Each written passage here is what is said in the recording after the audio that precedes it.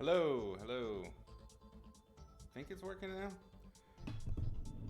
Let me know. Can you guys hear me? Good morning. Welcome to Sketching with Izzy. Hope y'all are doing well. We got a blank canvas because we're starting something fresh. I don't know what we're gonna paint. We'll figure this out.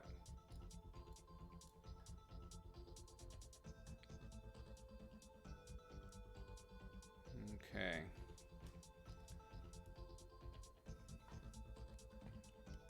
Yeah, definitely drop a line if you can get the audio or something. Ah, Hero of Z? Awesome. Thank you. Appreciate that. How y'all doing? You have a good week? Let's do one of these. Ooh, bold.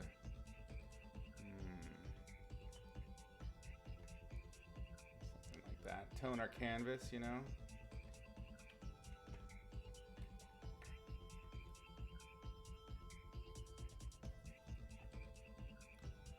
Been playing with a new liner. Let's try that out.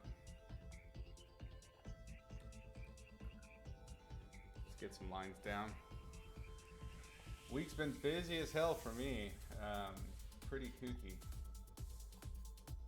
Long days. Just like, you ever have one of those days where like everything you're doing in terms of work is high octane? Just everything requires absolute total attention. Just exhausting, fulfilling but exhausting. It's been like that. Even though I was just working normal hours, I haven't really been crunching at all. It's just been taking it out of me, which is good. Especially in times like these, you know? It's good to be tuckered out from working.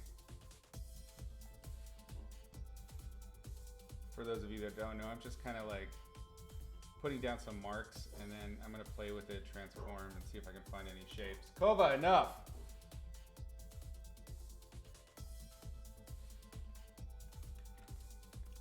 Do that whole sort of finding shapes in the clouds thing. That's always fun.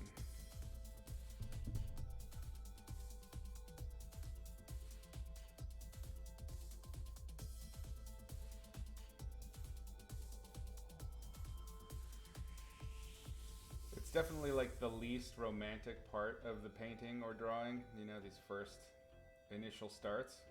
But in the artist's head, this is usually like the most kind of crazy exciting time, because you're doing, you know, you don't know what it's going to be yet. You're just kind of fiddling around, seeing what sparks.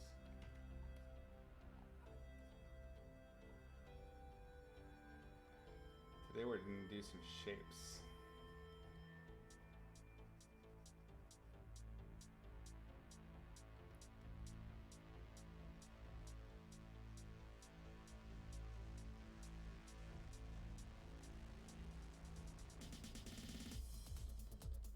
Usually when I'm doing it this way, I'm thinking either in positive or negative shapes. Like what sort of shapes are coming out of it, usually figurative or creatures, things like that. So for example, I might see, you know, I have this little cross line here. So this is a common construction setup for rib cage. So then, oh, okay, then I got a head there maybe. Then I got arms doing something wacky. I don't know. I don't know. Do you? We're figuring it out.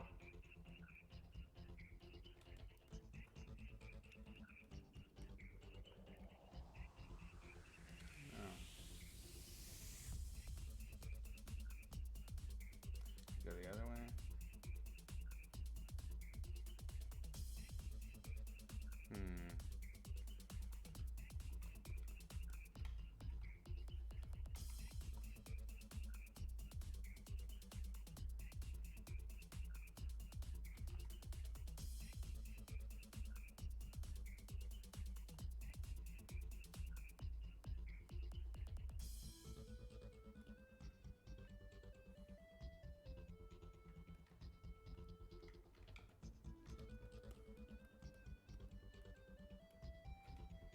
Do you have any good brush pack recommendations?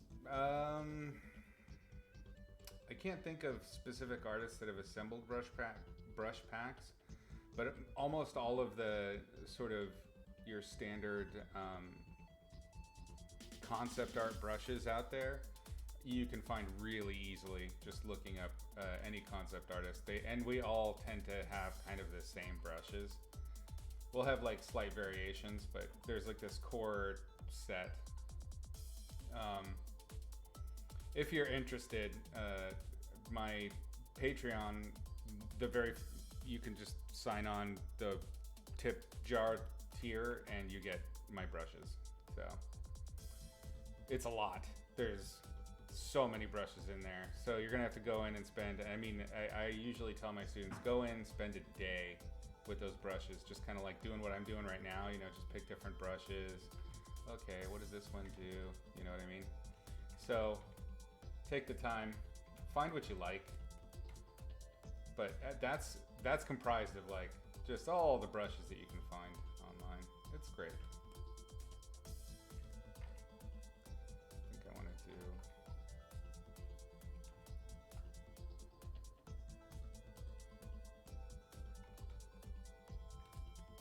okay, I have enough for an idea.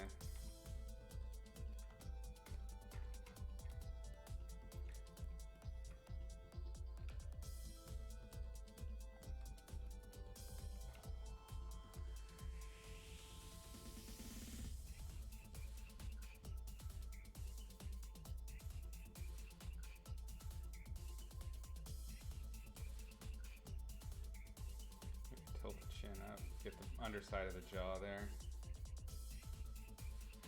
Alex, welcome. Hello. You're working on an assignment and saw I went live? Awesome. You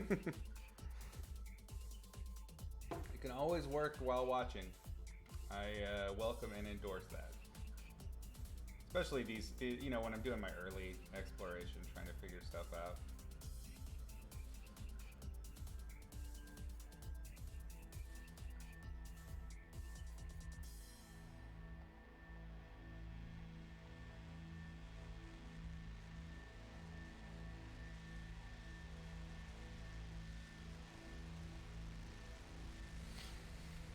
It52, welcome. Glad you could join.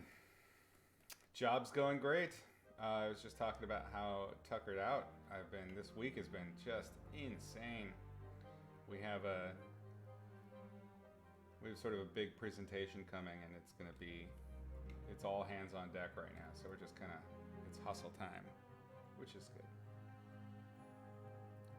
I think, let's change this anatomy a little bit.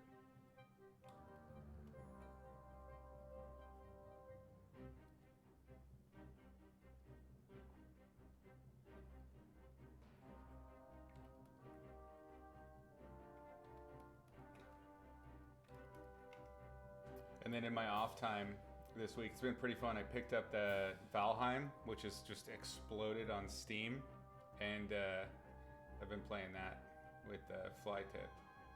Or, I'm sorry, he's ADSR Thug on here. That's been pretty fun. I like it a lot. It's a really good game.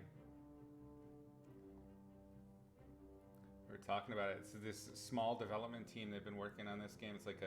It's a survival sort of crafting, building, exploration game, and it's got a Viking Nordic theme. Pretty awesome. Very fun.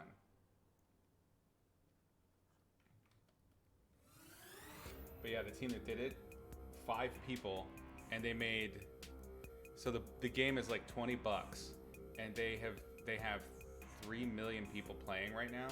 So it's 5 people made $60 million on this game. It's amazing. So good. The game's called Valheim. Check it out. You should definitely join. Maybe we can do a group server or something like that. That'd be fun.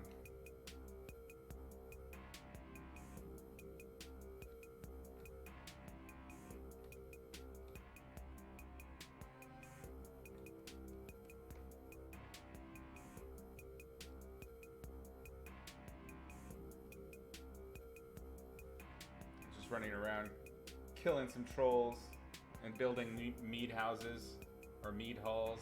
It's pretty fun. I'm quite smitten with it. It definitely it reminds me a lot of, it's sort of like an open world survival-y Skyrim, So if you like Skyrim, there's a very good chance you'll enjoy this game. It doesn't have the magic, at least not yet. So far it's been fairly realistic in terms of what you can do as a player. Like, you don't have magic or anything, you can just run around and bash stuff. But, you know, there's like trolls and all sorts of weird monsters out there. It's still in beta too, which is crazy. Crazy.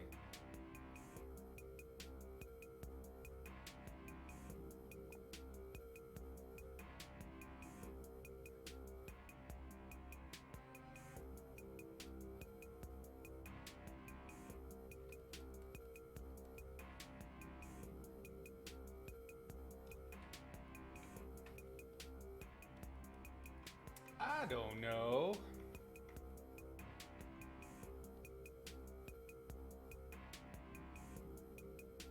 Could the sound of my voice be a little bit higher? Sure. Let me move my mic closer too. Sorry, Draval. Is that better? You guys hear me okay?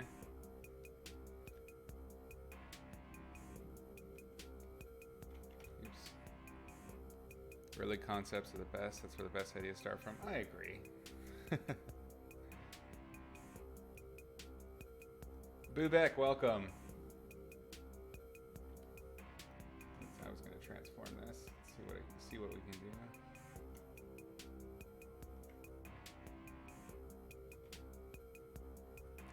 So what I'm thinking about right now is the shape of kind of this figure that I'm establishing, but also I'm thinking about like all of the shapes around it, what the overall composition will be.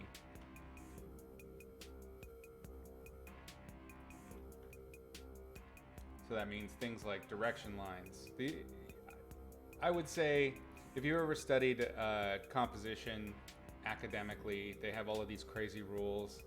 I don't think, at least for my work, I don't plan things out, you know, golden ratio, Fibonacci, you know, thirds, all of that. I have sort of some basic rules of composition, which are kind of, I think, approachable and universal. But I do think about those things when I'm starting out my composition. So it's, you know, what is the action line? Where am I going to be drawing the viewer's eye through the shot? That sort of thing. That kind of thought does happen.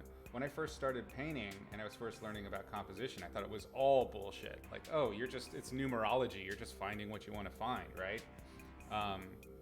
And over time, I've learned that that's not necessarily the case. Actually, there is a bit of there's a bit of logic to it that really makes sense and pays off. So if you think about it ahead of time and work with it and build your piece with that in mind, you can accomplish some pretty great stuff. So it's worth studying. Okay. Let's do something bolder here. Let's get a more opaque type brush. Let's see what you can do, my friend.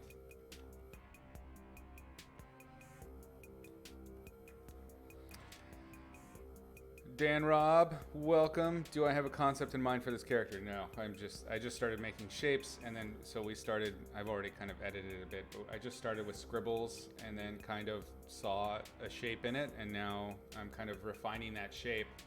And this early process until I settle on what the painting will be, this is all super subject to change. Honestly, anytime I'm painting, regardless, except for maybe the last 80% of the painting, it's totally open to major changes. One of the things that I'm constantly teaching is don't be precious about your work. Don't be precious about any part of a painting, because if you are sacrificing the potential of what it could be. I treat composition as design language. Yeah, I think that's a pretty apropos breakdown.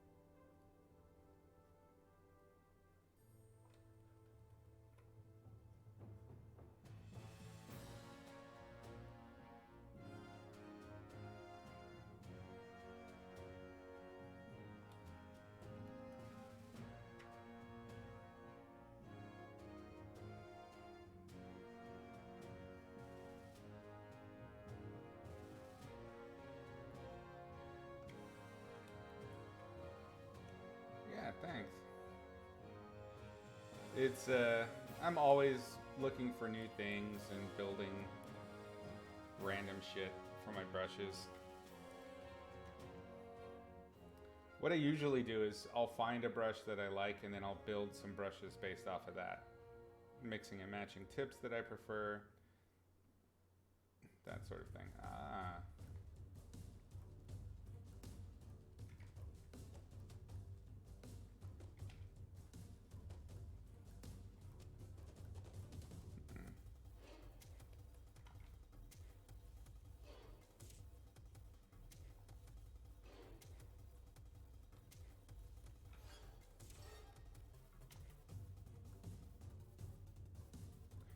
One of the things that I think about as I'm kind of planning out a figure is points of tension or stretch that I like that I think will be interesting. And I'm thinking right now this will be an interesting point of tension where the arm is being drawn out, so I can have fun. God damn it, just fucking switch. I can have fun kind of figuring out this anatomy here. It'll be a little treat.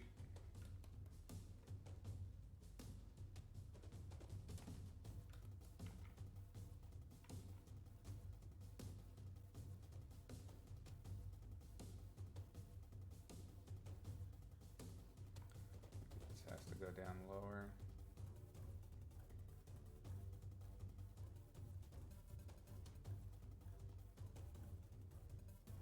One of the reasons I like working with a big brush that's kind of going to block things in real hard is by seeing the silhouette of that shape, it quickly, I don't get lost in the little tiny details of the anatomy itself, because I know myself. I love working in anatomy and trying to get that right. Especially, it's a fun challenge to try and do it without reference. I don't recommend doing that all the time, especially if it's for a job. But you know, when we're having fun, just playing around, why not? But by making the shapes, I feel like you can recognize, especially if you have a familiarity with anatomy, you can recognize pretty quickly when something's kind of gone astray.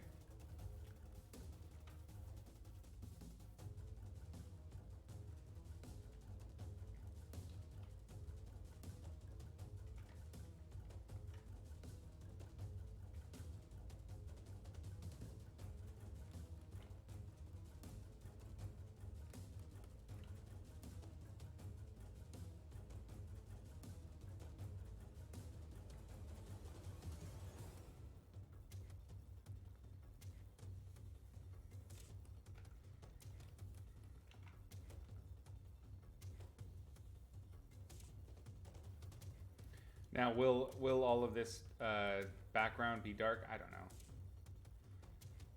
We have limited time, so I tend to not do like really heavy background or multiple characters here on the Twitch channel. But I don't know. Maybe we'll come up with something. Maybe not.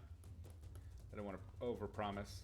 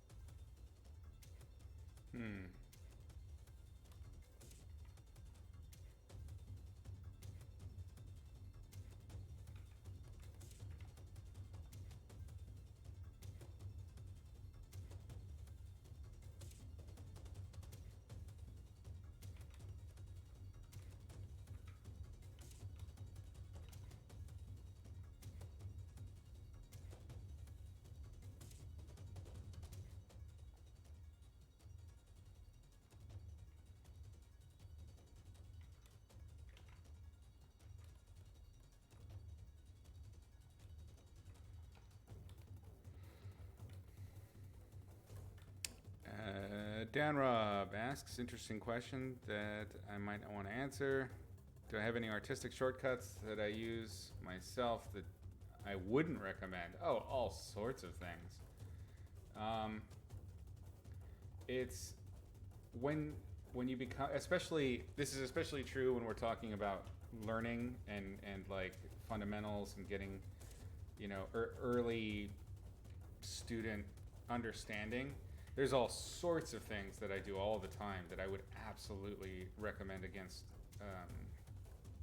approaching it that way when you're trying to learn how to paint, because it's going to be a nightmare. There's so many. The reason that academia, in terms of art, has sort of a structured fundamental system. The reason it does that is because it builds on previous knowledge, and it parses that information in a way that is generally, I think, a little bit more refined and friendly to somebody trying to learn a new skill. So, yeah, there's all sorts of things. I would need like a something to refine that question. Sometimes second guess yourself during this stage. It's a bad habit you're trying to work with. Hey, we all do. That's actually one of those things that you have to learn over time, is that you just don't second guess this stage. Trust that you will figure it out.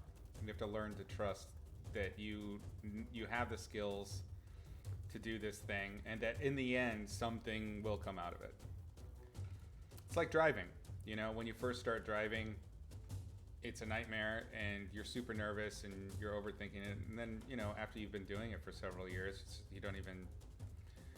you can forget that you drove somewhere. Like, it becomes so automatic. So and I kind of think about a lot of skills that way. And when I'm trying to teach myself something new, so like I'm trying to learn archery, or when I was learning to sail and live aboard my boat, I had already done this with other things and kind of learned to approach a new skill or a new aspect of a skill with this driving analogy. And so I just do it and it'll figure itself out. And one of the things that I've learned is that the thing, especially when you observe other people, one of the things that can, and I'll stick with the driving analogy, one of the things that can really potentially be dangerous is when you overthink or when you are overly nervous. So the people that I see when they're driving, I can kind of, you can see in the window and observe. Almost always when there's a really close call, it's because either a person was distracted or a person was nervous. And I can see it in their face. Like, there's this nervousness. And being overly nervous creates those kinds of situations where you can make mistakes. So in this, to bring it back to the painting, if you're in this stage and you're feeling nervous about it and kind of second guessing yourself, the best way to kind of try to approach this is to imagine that you know how to do this already. Like, imagine yourself in the future, effectively. Like, okay, I've been doing this for a long time.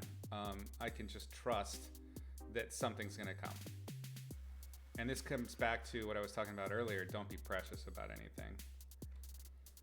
Like, there's mistakes in this even, and I plan to completely gut it and twist it around and cut and paste and all sorts of crazy shit. That's okay. It's just a sketch. Don't be precious.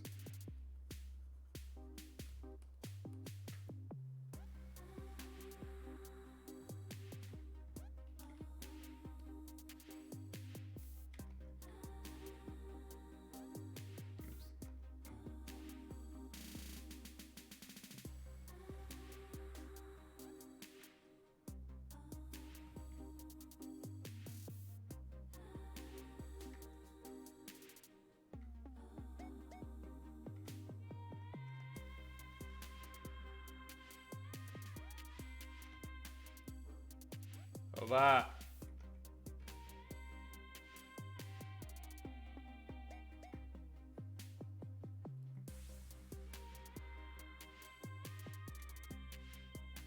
what I'm looking for right now is just balance. It's kind of like there's this great section in in Ian McKegg's book where I think it's maybe it's not even a section. It might just be like an insert that he put in where he describes finding balance in your figures, and he just kind of shows.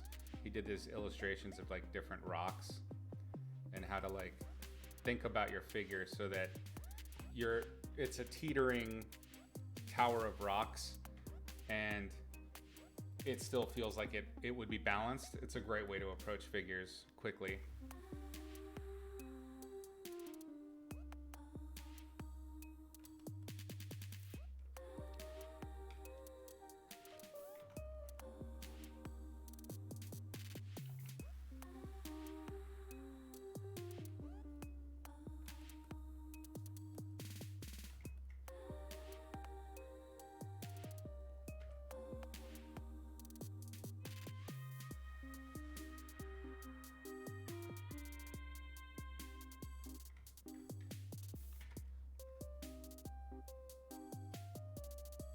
I really want to get this shape, this kind of curve, and get the hips interesting. And because I didn't start with like a really tight sketch, I'm figuring out this stuff here. But at the same time, blocking out shapes, you know? It's just a different way of doing things.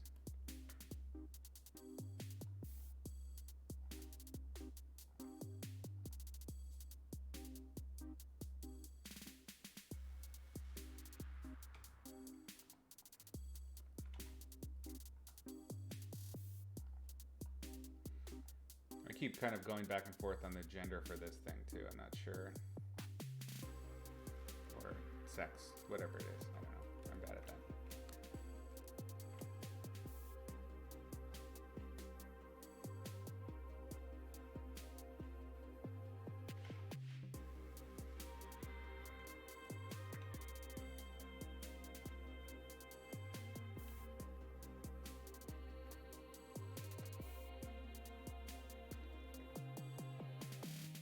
And the other thing I like about this blocking out, like I said earlier, you can see when the anatomy's not working and things like that much faster because it already has kind of a three-dimensionality to it.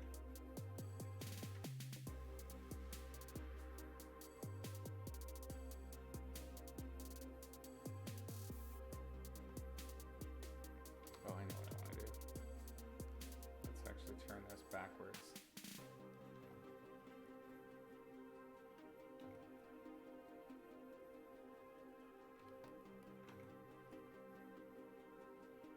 Yeah. Yep, that's it.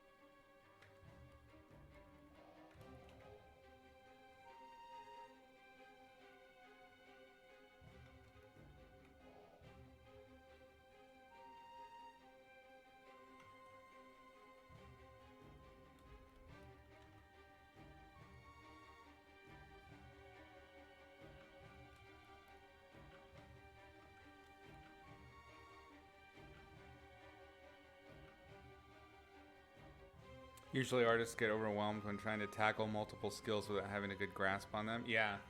Yeah, I think that's actually a pretty accurate breakdown of what I was saying. That's more concise. Thank you.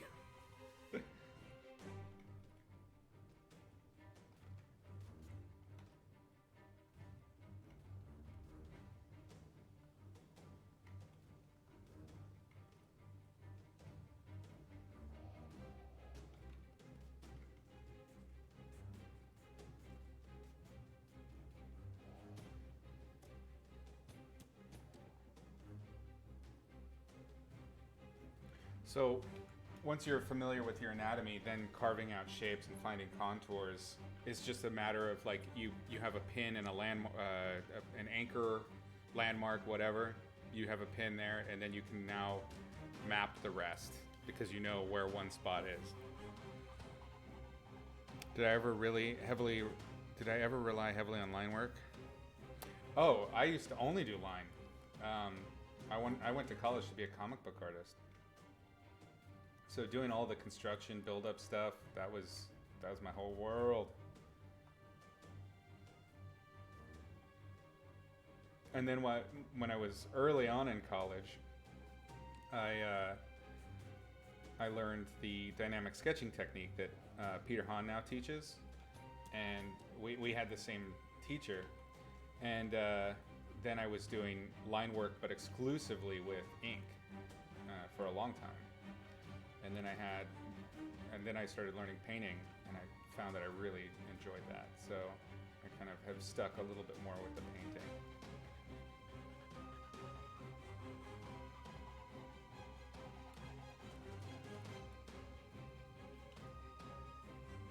What's interesting is that what I teach, this is interesting news. I don't know if it would matter to anybody, but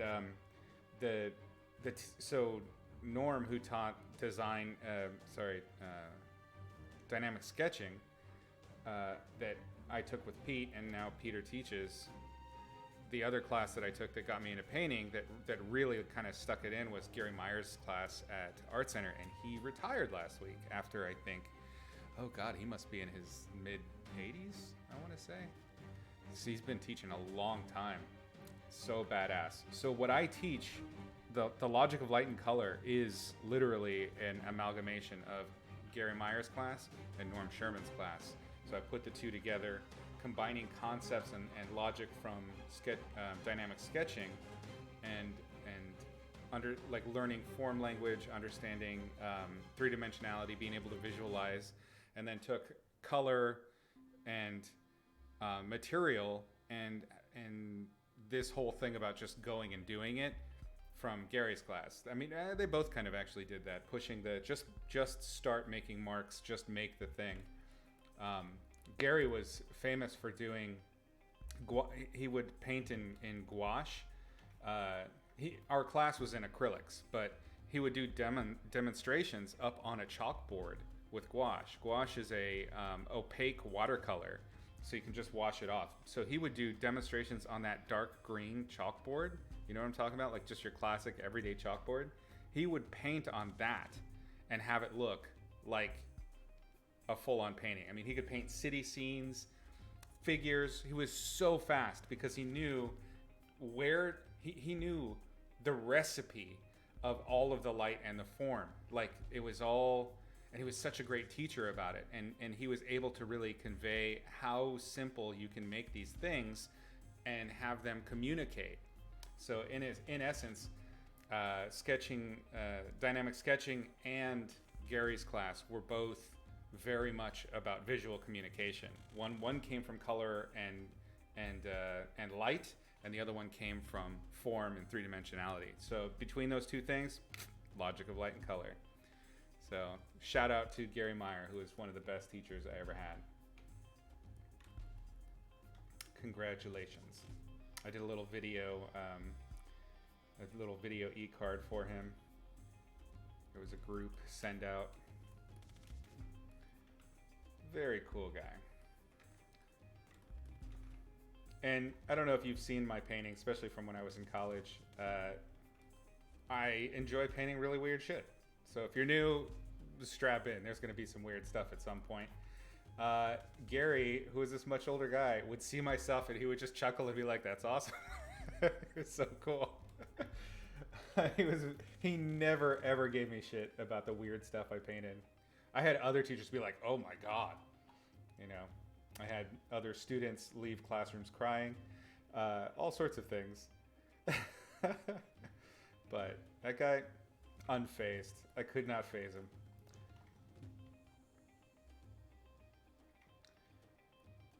Thankfully, my shock days are behind me.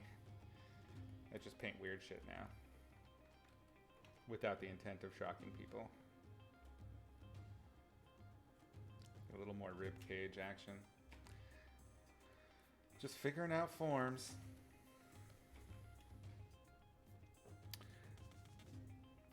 Weird. I seem so comfortable in shape and painting. Yeah, hopefully my explanation kind of rounded out that. I missed your response. But yeah, I ended up combining those two things to be more painting specific, and I think it's worked out. It's all right. When it works, I feel like I can paint relatively close to the speed that somebody would draw something. And it's been very, very useful for my career in that respect.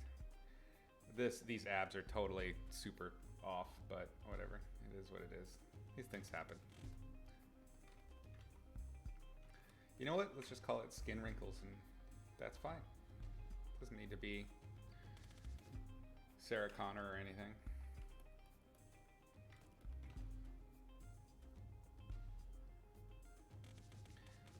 Okay, so what I've done at this stage is just kind of planning out the drawing.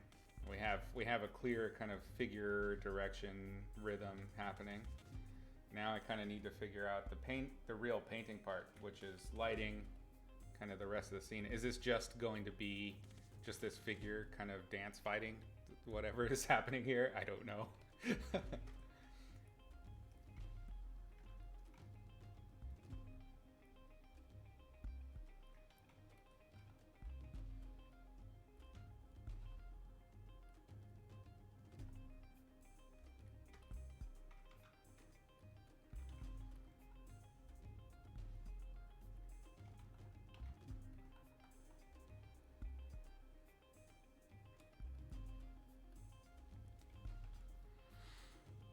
You've heard of it from him? Oh, from Peter? Oh yeah, Peter and I actually grew up together. Peter, Han, and I went to high school together. And we were roommates all through college, even after college. We've known each other for ages. He's like my brother.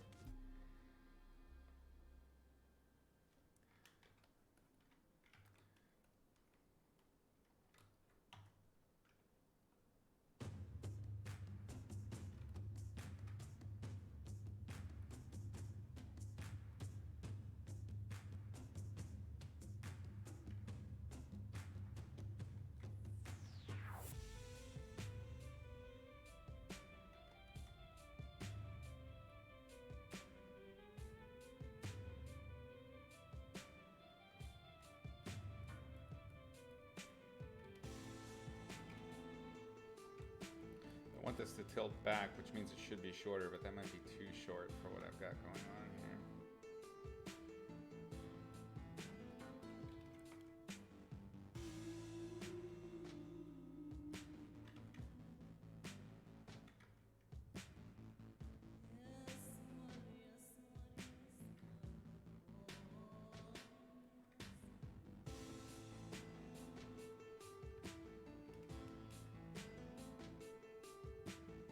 I don't know.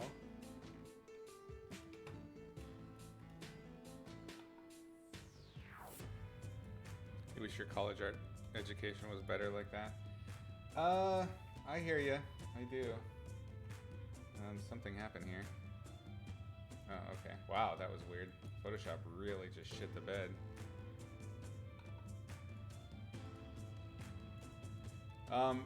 Yeah, the whole college thing is so much, in my opinion, is you get out of it kind of what you put into it. And that's tough because when you go in, they don't really teach you how to put things into it. In my case, it was, I had to get out what I put into it, because when I went to college, I didn't have any money. I didn't have any fucking financial aid either. So I knew that I had to make it work. I didn't have a choice. So I worked super fucking hard. I didn't plan on going to college at all. Actually, that's entirely Peter Hahn's fault / what's that? And Peter Hahn are both great artists. Oh yeah, totally. Pete's amazing. He's a great artist and a really good teacher, it's a rare combination, in my opinion. But yeah, I wasn't planning on going to college at all, and Peter made me go. And when I was in high school, I didn't even try in high school. I barely graduated because I didn't see the point. And then after Pete convinced me to go to college, and they accepted me, which was insanity upon insanities, I realized I had to pay for it, and I was like, oh shit. That put the fire under my ass, and I ended up graduating with honors. I almost had a 4.0.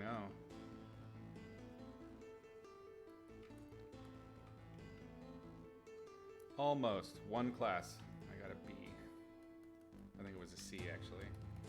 But it was political. It's political, I tell ya.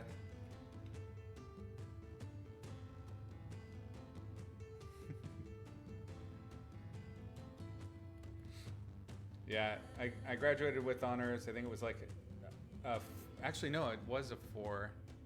It's the thing. What is that? Cum laude? What is the one where you have higher than a 4.0? I don't remember. God, college has been it's been 20 years. Well, almost 20 years since college. So old. Can't wait to get my cane. I'm gonna shake it at all of you a lot. Okay, let's see, what else we're gonna do with this. Just kind of noodling the figure, eh?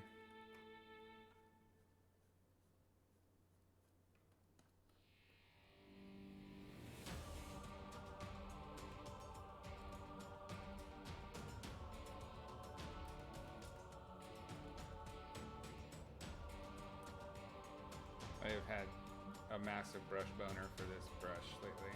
I don't know why. It's just been doing it for me. I go through phases. Like I get some that I really like and enjoy and have fun with for a while. And then all of my work has that brush in it. And then I get tired of it suddenly and boom, gone. I think this is going to be one of those brushes.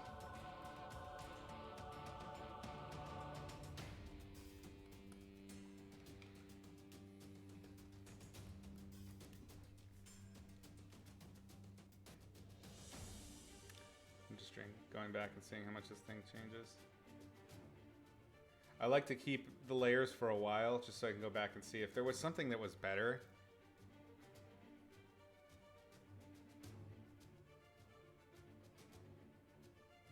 I kind of like those legs a little bit more now.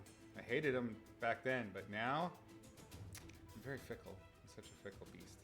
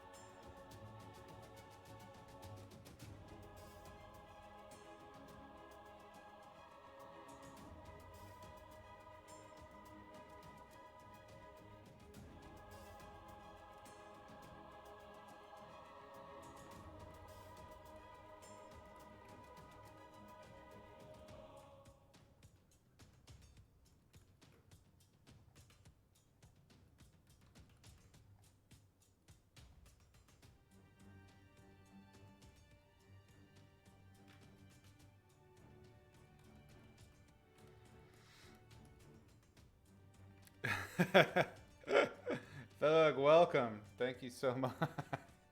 You almost got a baby there.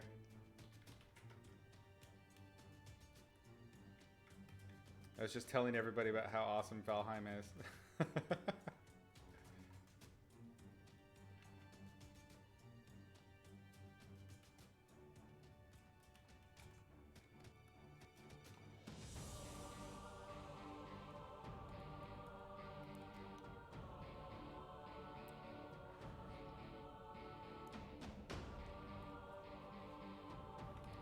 Okay, I need to figure something out with, we're just playing it with Gareth on his stream. Nice. What did he think?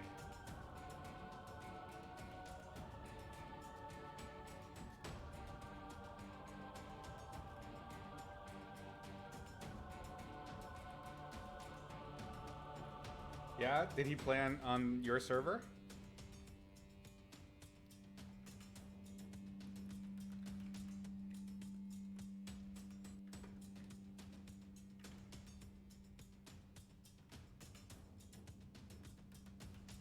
Nice.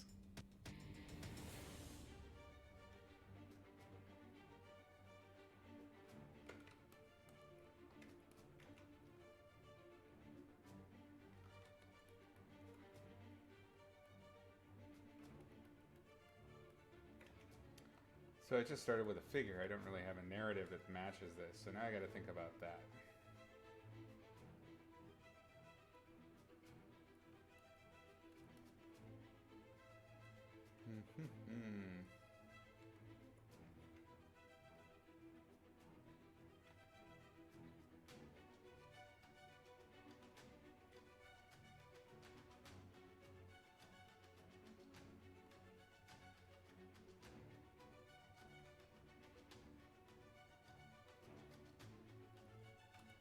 I have to change that little knifey hand a little bit.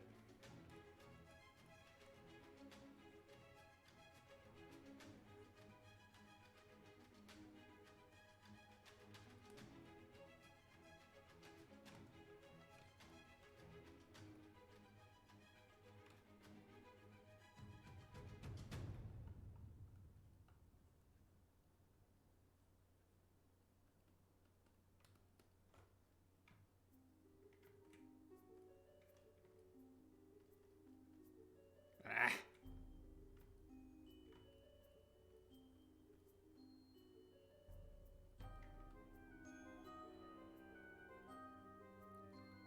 There's definitely a more efficient way to do what I just did, but whatever.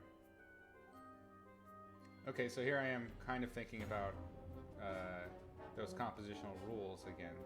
You know, just the basic fundamental ones. I think I want this whole strip of light to be on that third.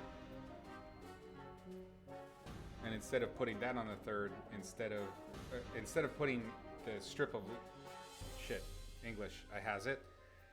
Instead of putting her face on the third, I'm putting the strip itself, which means that it will imply that she's whatever's on that third might be more important or have visual interest and draw attention.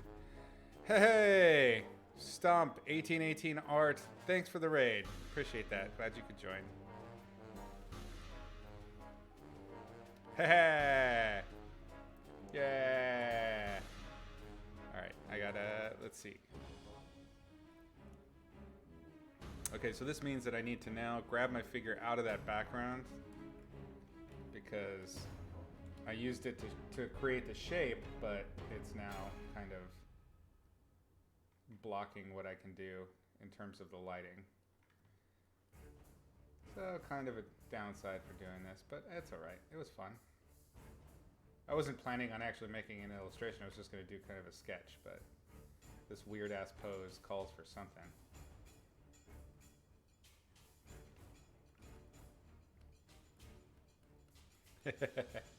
Any raid is welcome. It's awful kind of you. I appreciate it. How was your stream?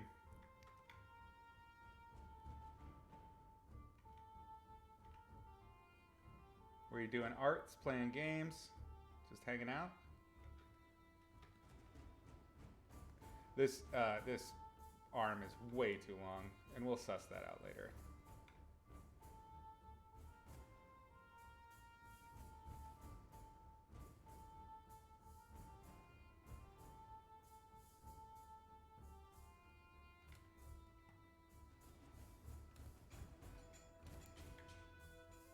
Also, the breast is way too high on the pectoral, so we'll have to just pull a dude artist.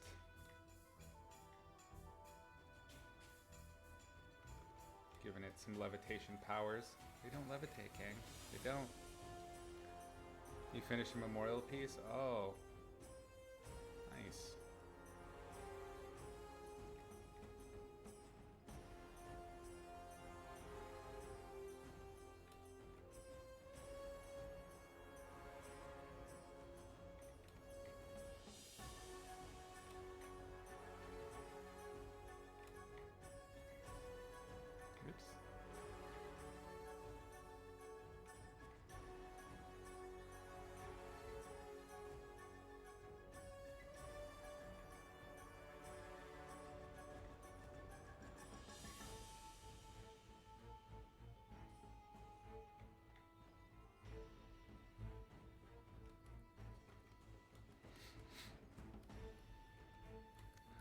Feels like I'm chopping wood. Basically.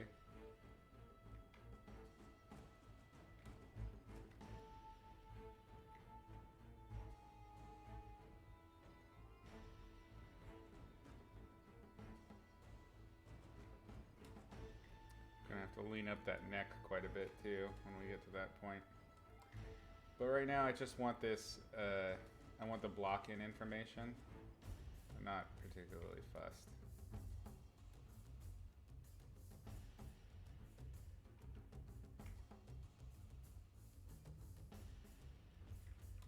Good enough. Let's grab it. Paste. We've got a rough composition here, which means let's go ahead and group this and put it in the back.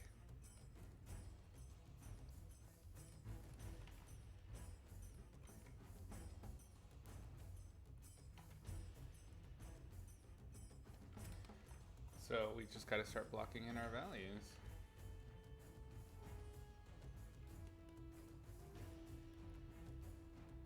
I want shadow here, I know that. Maybe not as strong a shadow here. Maybe she's like stalking somebody in an alleyway. I don't know. Could be a garden, maybe. Garden sounds nice. I've painted too many alleys lately. Fantasy alleys are easy.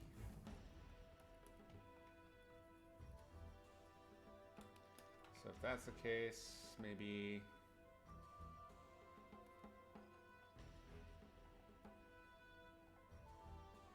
there's a window here. I'll need reference for this. So this is going to go and to an actual illustration. I'm going to need to like look up greenhouses and plants.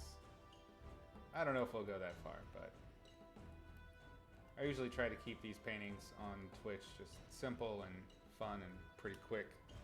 But every now and then we have like a 6-session painting. So if that's the case, let's add some greens.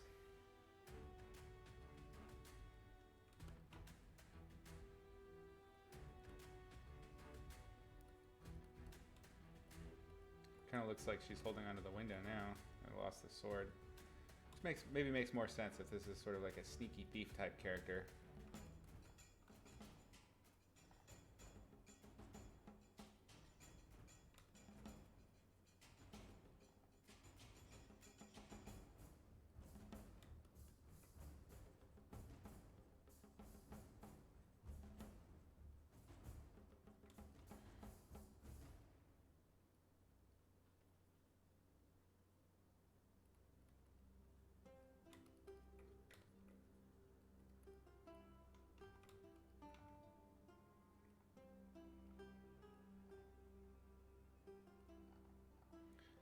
Okay, I need to kind of figure out my horizon line, and it's going to affect the character.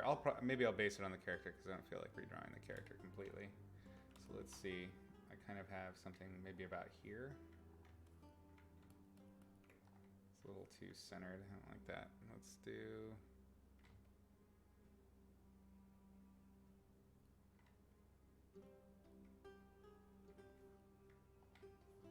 Yeah, that works. Good enough.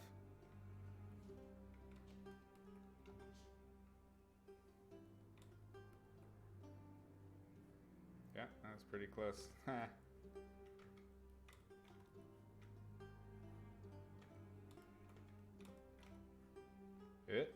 Nope. Nope. Close enough.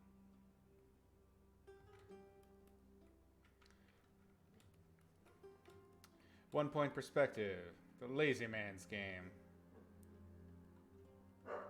Kova!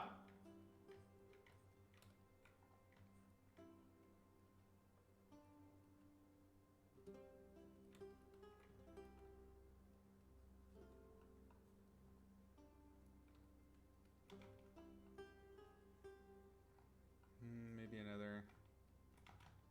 yeah.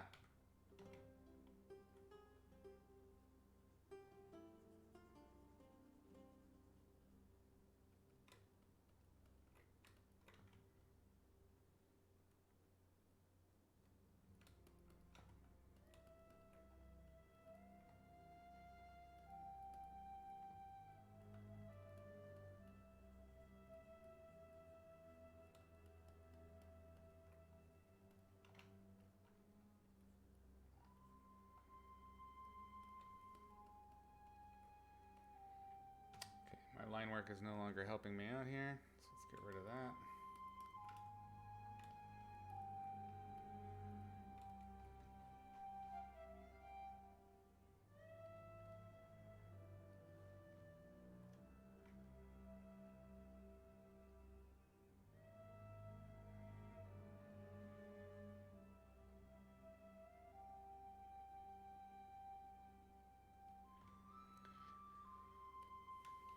Okay.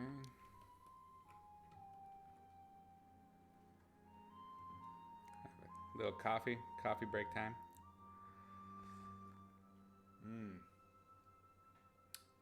Coffee.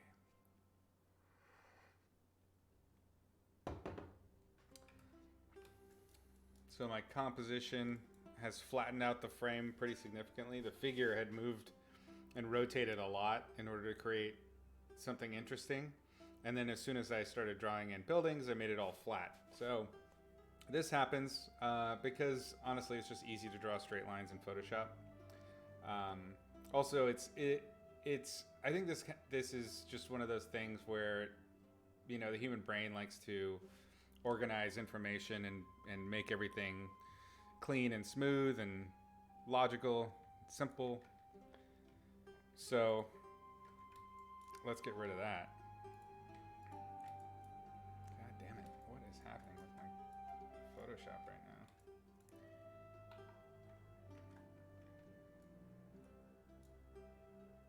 now? Ugh. Bastard. Guess I don't need to move that one either.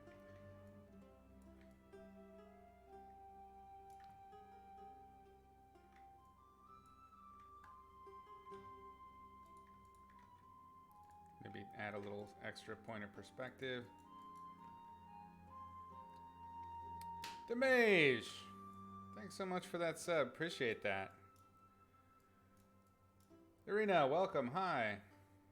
How y'all doing? Glad you could join. So we're going to tilt the camera.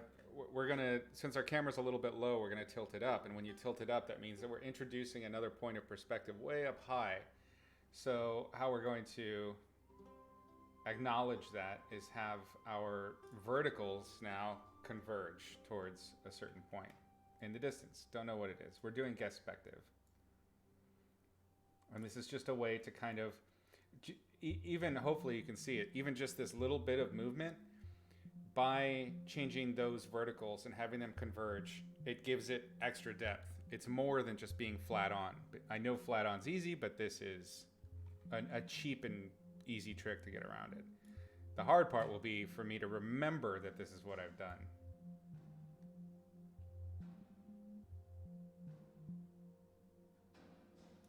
Yeah, so this is going to definitely facilitate some character, or force rather, not facilitate some character changes, which is fine. We're a little peeking out a little bit. It's a little peeker, creeping around. Do I already know what my character is going to be doing? No. We just discovered that instead of dance fighting, this figure is now kind of sneaking around. And that's totally subject to change.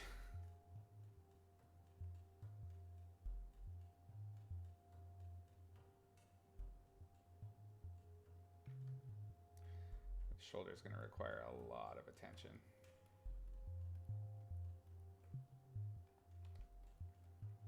So, and we may just completely redraw this whole figure. It was all done in that really early phase of exploration. So there's nothing that requires me to hold to this. If something better comes along, I'm going to take that route.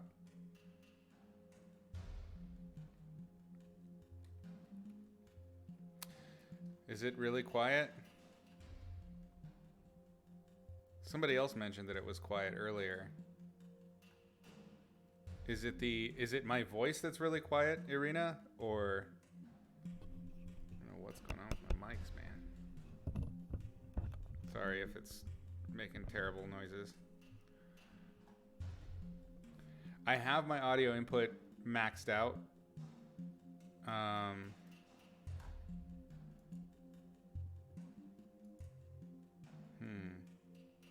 Music and voice. And these changes haven't helped at all, Irina?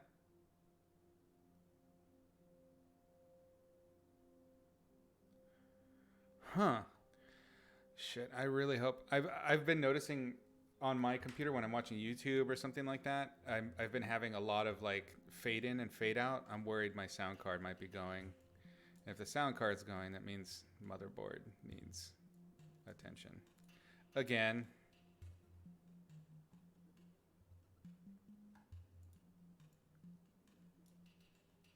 Yeah, how's the volume on the actual Twitch panel itself? It may not be. I've been having, like I said, I've been having weird issues, but obviously I can't really do much about it right now. So I will try to just speak louder.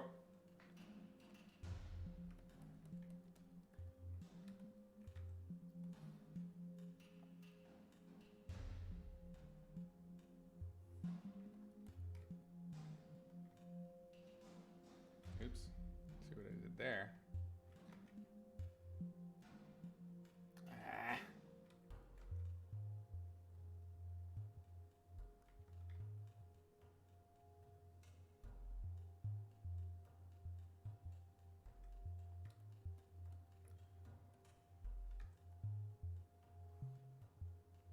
Get these shoulders and arms in line because they are not behaving. I tells you.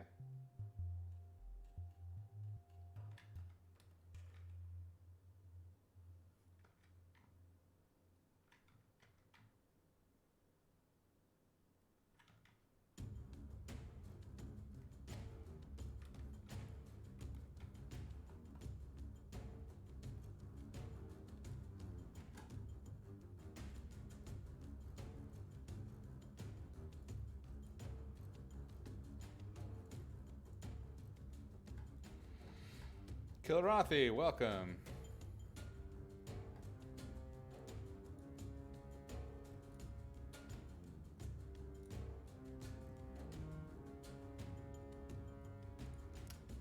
Okay.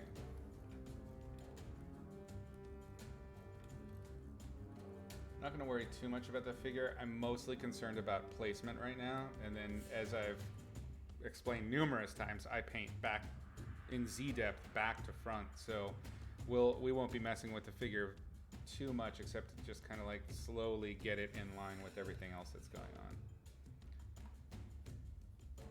on. I still don't even know if we'll stick with this painting, so I shouldn't get too attached.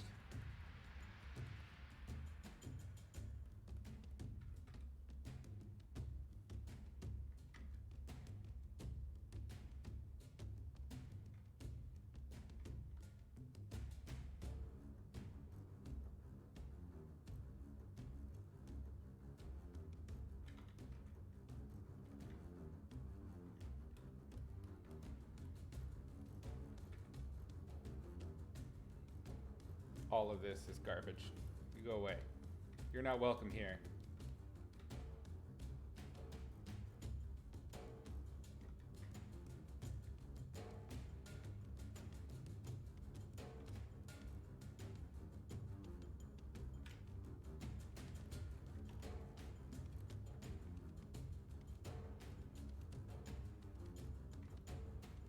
Oh, I see what's happening.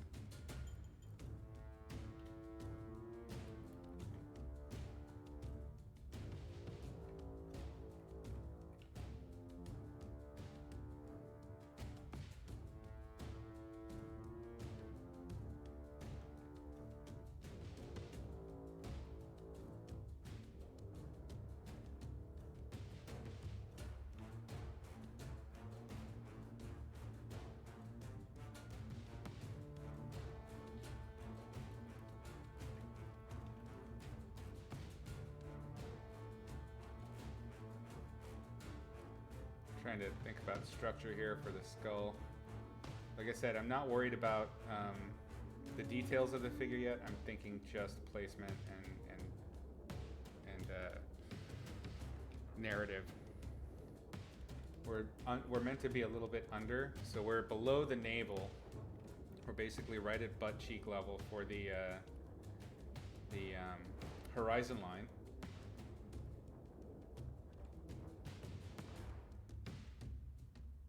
That means everything about the face, we need to be seeing the underside of those details more. This is that three-dimensional thinking I was talking about earlier.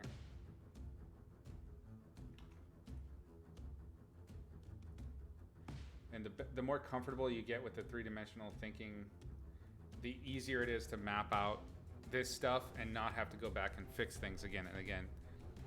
Would I mind a serious question? Not at all. What would I do if I were to start all over again with the art journey? What would I do differently developing in this day and age? And would I rather go to art school or be self-taught? Whew, that is a tough one. Well, first of all, anything anybody tells you in this regard, grain of salt it. There is no hard and fast rule for how things should go. And there's a lot of artists out there that really are proponents of doing things a set way. And you're going to find that your way is going to be the best way. Ultimately, if you want to stick with this career, your way. But yeah, sure. I have some advice in that regard. What would I do if I were to start all over again with my art journey? I would focus two things. Knowing what I know now, I would spend more time on fundamentals. Although I would try to find a way to make them more fun, because fundamentals aren't fun. They do not have the fun in fundamentals, and nobody puts them in there because they're boring. So I've tried with Logic of Light and Color to teach fundamentals in a way that is practical and will give you very quick, a very quick understanding and skill set, so you can just start going. So I would try to, if I was trying to learn again, I would focus on that, like trying to find ways to, and I would look for teachers that would simplify in that sort of way. When I was learning, there was a whole lot of mysticism involved with art still. It was very much like, the artist's path, this and that, you got to do that. You don't need to do any of that stuff. As far as school versus self-taught, having done both, I think school is better. But that's just me. I know there's a massive chunk of the community that argues the opposite and hates school and mock people that went to school. Whatever, it is what it is. They're not wrong. School is absurdly expensive. The debt that they get you in is abusive and predatory in every possible respect. I completely get where they're coming from. But the academic experience provided a ton for me that I know that I could never have gotten on my own. Am I allowed to take my own Logic of Light and Color course? Yeah, that's a good question. All of that said, there's so much stuff out there for teaching yourself. There has never been a better time to be an autodidact. And with a lot of other things, I just teach myself. So for example, when I was living on my boat and I needed to learn how to service my my generator, for instance, I looked up how to do that instead of paying somebody to do it. I just taught myself how to do a lot of those things. So there's some skills that just you can be an autodidact with. There's some people that operate better that way. Nothing wrong with that. Just for me, I really loved the social aspect of it. I wouldn't say I'm necessarily an extrovert, but I thrived on the competition. I enjoyed trying to study what was successful with other people and trying to top it. That was very much a driving force for me in school. I found it very fun and satisfying to work that way. Some people don't like that. That's fine. Let's get just kind of a ball. If this looks like a sculpture to you, it's because I'm sculpting. I'm building out the shape as you would a sculpture. Just constructing, trying to get it to read in 3 dimensions, and then I add the details as I go.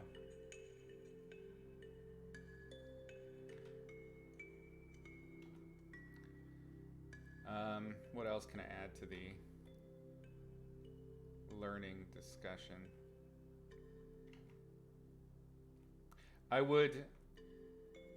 One of the things that I think is super important that maybe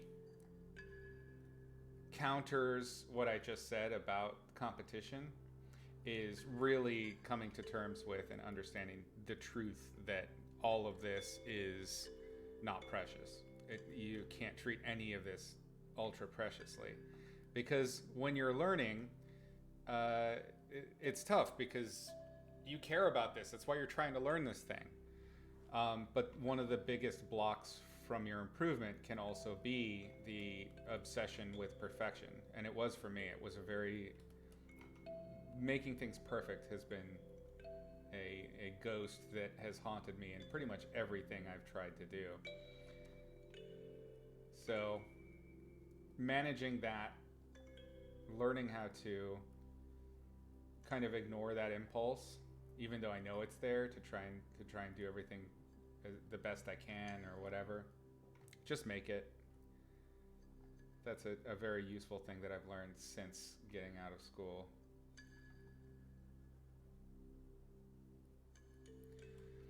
So I'm kind of implying some kind of overhead lighting here, it looks like.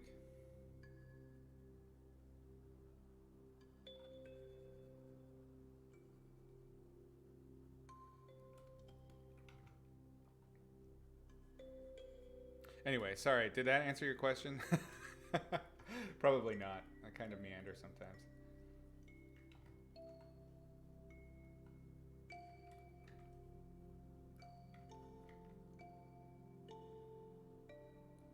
I do not regret going to school. I would love to go to school again, actually. If it weren't for the fact that I'm trying to do specific things career-wise, I think it would be really fun to go back to school and just to start all over. I actually saw that happen when I was in school. I think my second year, we had a guy come in who was, I think he'd studied art at Notre Dame or something like that, and I couldn't even believe he was there because his work was professional looking already. Like, it looked like the most incredible stuff. He was super hard worker, and as I got to know him, discovered, yeah, like, this guy really puts in his time and really puts in the effort. Like, I learned a lot from that guy. And he'd only been there for a few months, and there was a scholarship competition, and he crushed it. He totally got it. So I remember being bitter about that because I was super struggling with money, and this guy just showed up and was already a professional artist and just took all the monies. I was like, God damn it. But yeah, his work was incredible, but clearly he wanted to come back and get something. And it worked out because that guy ended up being the head of Viz Dev at Marvel. And so now he's the top dog over there. That's Ryan Meinerding. So when you see the paintings in the beginning of the Marvel credits and you see Captain America and Hulk and all that stuff, that's his work and Andy Park's work, who I worked with over at Sony, and all the other on that team. But Andy Park and Ryan Meinerding are the top dudes at Marvel's Viz Dev department. And so yeah, Ryan just crushed it. So I think it would be kind of fun to go back and just crush some dreams. It happened to me. It's only fair. I'm not bitter, I swear. It's a little bit. But no, they're both super sweet guys. I love Ryan and Andy. I have mountains of respect for those dudes.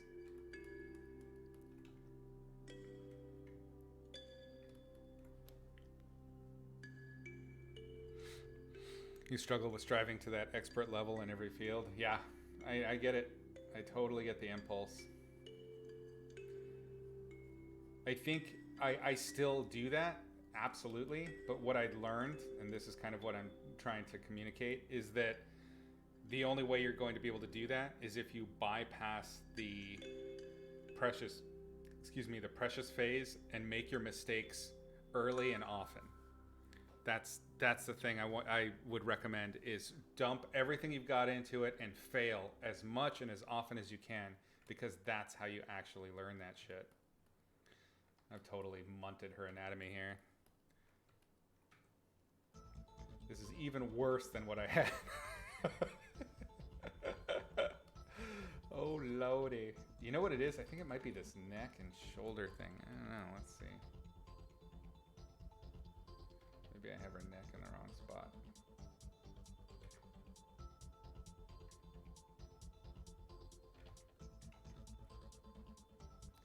Maybe that's it.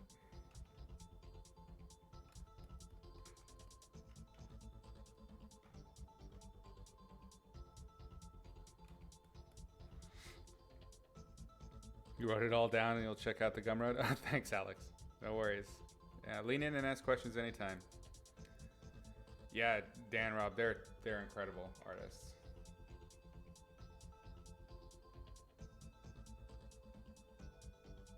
And very nice and approachable, very approachable guys. They're not like star types at all.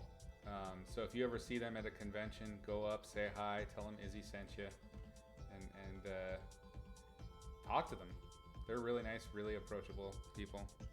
That whole team are really great people.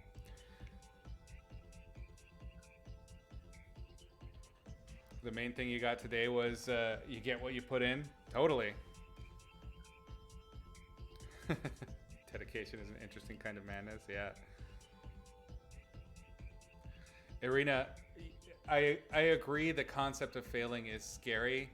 But once you fail enough, you kind of get used to it. It's kind of like it's probably something you've never had to deal with, but they tell you, when it comes to the dating scene, right? For guys, you got to go out and just try and talk to people, and rejection is a huge factor. Like, it's scary to walk up to people and talk, but the more you get used to that kind of fear, the easier it gets. And this is absolutely true for art, anything, honestly, anything. I don't know what I'm gonna do with this hair.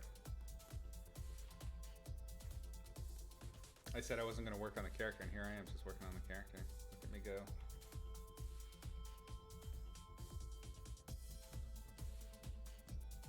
Okay.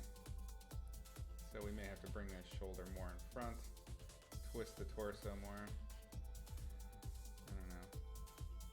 I don't know. This might be one to just abandon. I'm not loving it. I'm not finding anything in it that's like making me giggle. So we may just abandon this one and just have it as kind of a study. Nothing wrong with that. Like I said, fail a lot. And this is definitely leaning towards failure. We've had a few of these on the show. No biggie.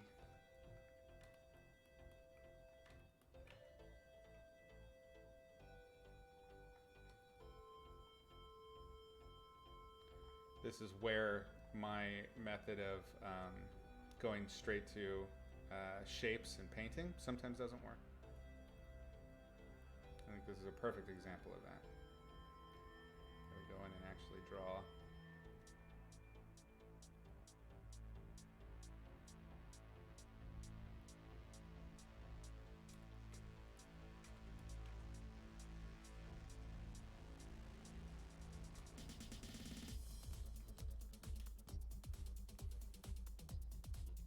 Tend to run from scary things, but the logic is that the more you fail, the more you learn. Yeah, since you're just doodling anyways, why not try a major change like changing this to a night scene or something of that nature? Because it doesn't matter at this point. I mean, that's a very easy change to make at this stage.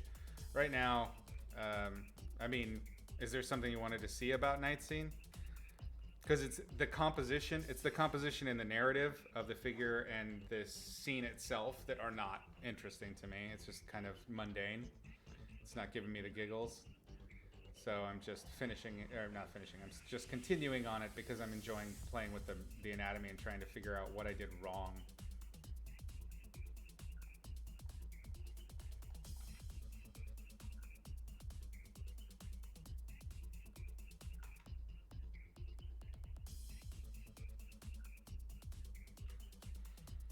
Maybe if I get the anatomy right, maybe it'll come back to me. We'll see.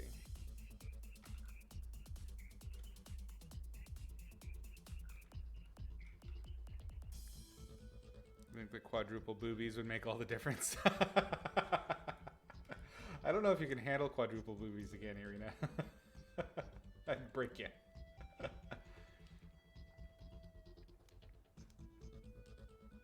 Oh, I see, Dan. Thank you for the recommendation. We might do that. I don't know. It fits, probably a nighttime scene fits skulking about in a garden a little bit more accurately, but right now I just need to figure out what the narrative will be and get that. We can build from there.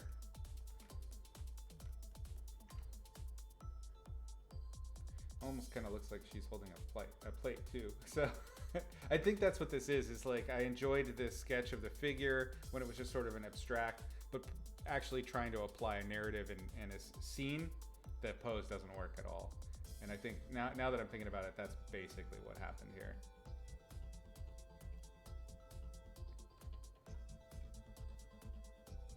There, just for the censors. Think your son would never forget that? Your son says, is he paint smart, paint sexy? That's awesome. Oh my God. We need to get a recording of that, Arena.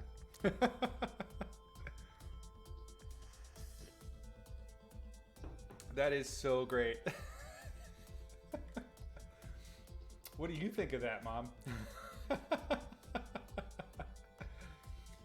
This is what I do. I just corrupt young minds.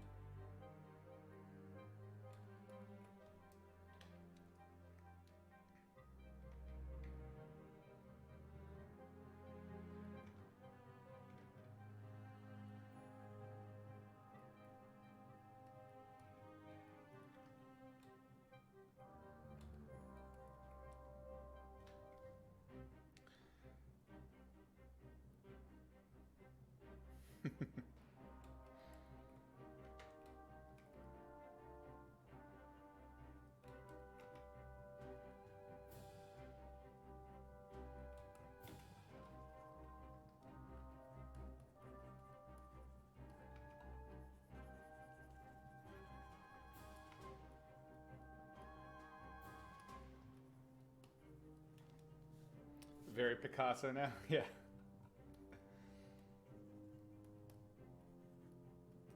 We failed, and we're starting over. We'll find something else instead that might tickle.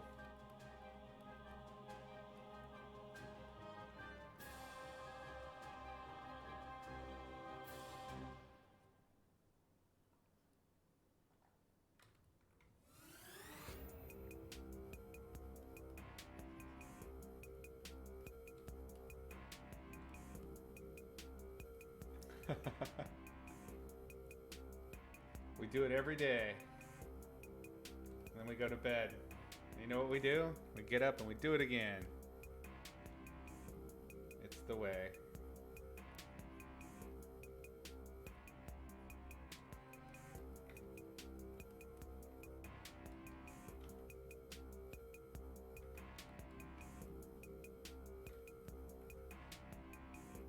This is the way. I concur.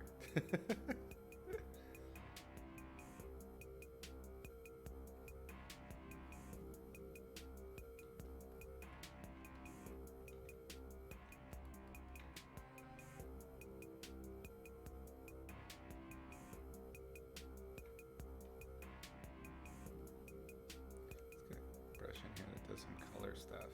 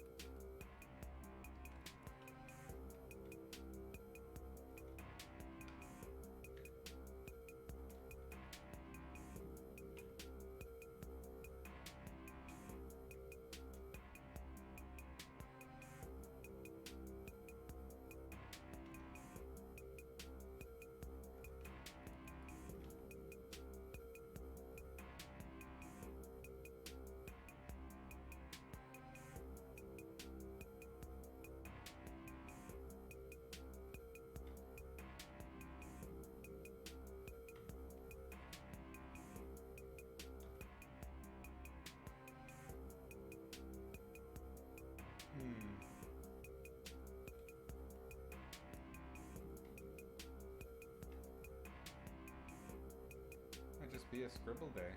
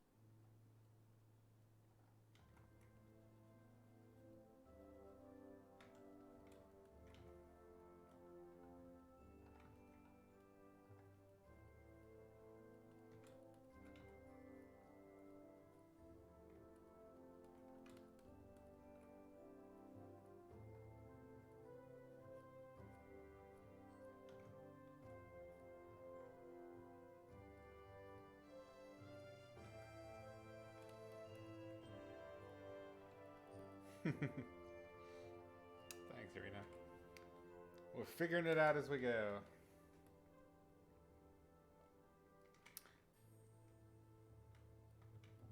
Clearly I wanted to do some kind of weird pose today, so I'm just going to lean into that.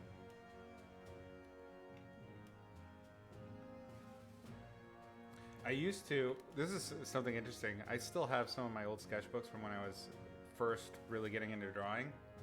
And one of the things that I used to do all the time was stuff like this. I had this rule about my sketchbooks where I would never draw the same pose twice. And so I would start doing these insane like camera angles and poses trying to draw crazy shit out of my head. And so it just looks like, if you flip through the pages, it just looks like a person falling through space, just tumbling in, and their body is just like a rag doll. I think I want to get chest out. Let's see. More like that. And then we'll get cast shadow here.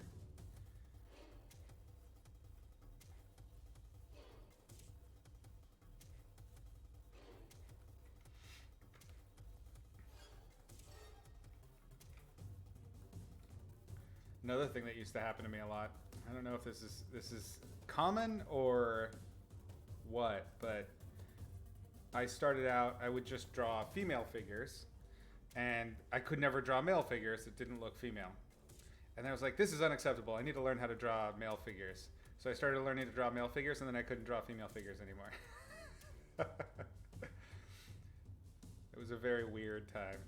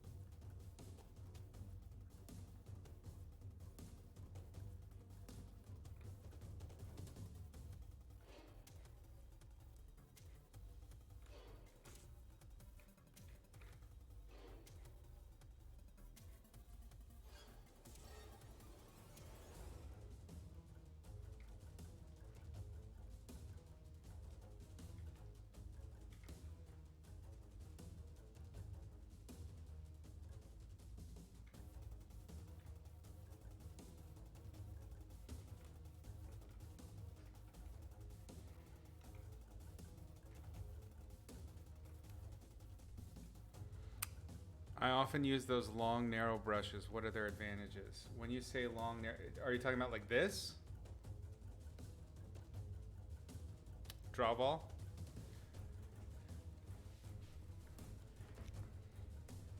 Do I ever have imposter syndrome? And if not anymore, when did it stop? My friend, I have the worst imposter syndrome. I don't think it goes away. I'll be honest. What I've learned is to just do the thing. I don't believe I belong there. I don't believe... I have a very specific kind of imposter syndrome, which is like I can't recognize my accomplishments. I don't even see them. So all I see is the failures, and then like as I'm moving forward, as I'm climbing, it's like I liken it to climbing a ladder. So when you're, for me, my experience with imposter syndrome is it's like I'm constantly climbing a ladder and I just don't ever look down. So it always feels like I'm on my first step. How I've dealt with that originally was the whole fake it till I make it thing, which worked. It did get me through a lot, but there was always this kind of like, you know, biting your knee and crying in the shower aspect to that, where it was just like none of it's real, all of that shit. So how I deal with it now is just I don't think about it. I just go do things. And so far that's been the best thing.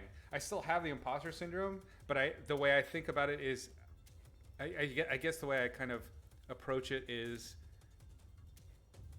I mentally project that everybody has it and that everybody's a quivering pile of pudding and worried and confused and doesn't know what's going on and isn't to some degree uncomfortable in their own skin, and just everybody's faking it until they make it. And if that's the case, what's the big deal? Everybody's struggling, everybody's trying. So maybe I do belong because everybody is just like me. And that's probably totally projection. But it helps me survive and do the things I need to do. So I ain't going to complain. To answer your question, Draval or Draval, this actually isn't a long and narrow brush. It is a short and fat brush. So what I'm really getting out of it is almost like you would get from a flat or a filbert brush. So it has a thin breadth. Is that the right word? And a wide width. I don't know, a thin depth and a wide width, something like that. So I have a lot of brushes that behave like real brushes because I like the look of filberts like this. This guy right here is very much like my flats with my acrylics look. This actually looks so much like these synthetic acrylic brushes that I had when I was in school that I think that's part of why I just use it so much, is it's giving me this like great nostalgic feel. So when I get the mixture just right, it would scumble like this, and it was such a cool effect. So yeah, that's why I use them. They have lots of advantages. Coverage is a big one, but you'll notice that a lot of these will have some form of texture. So I use them to hit multiple birds with a single stone. I can get lots of coverage and describe a shape quickly because I'm using a big brush, right? But the other thing that happens is I can imply three-dimensionality by drawing the brush over the cross contours of the object that I'm drawing in Z-depth three-dimensional space. Even though it's on a flat surface, this helps create that illusion. So by drawing across that contour, if you've got a tube, right? Let's grab a tube like this. You have a tube, and you want to imply depth and hint at the three-dimensionality of that thing. When you're lighting it and when you're painting it, you want to avoid painting along that form for the whole thing. What I recommend is painting cross contour. So you can still get the coverage, but by creating that cross contour, what you're doing is almost like drawing little tiny lines that hatch over that cross contour. And it's going to give you this three-dimensional effect. This is why I use broad brushes like this all the time. This is a major contributing factor to it. Does this make sense? I mean, you don't need to do that for the whole thing. And not many artists do and haven't. But having a few strokes that clearly show that drawing effect that goes around a surface helps your brain, the viewer's brain, understand that this is something that's coming towards us or moving away from us. Does that make sense? Exactly like cross-hatching with paint, yeah.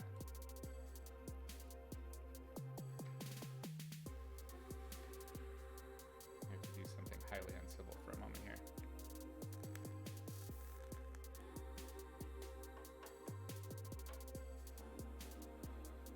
Apologies.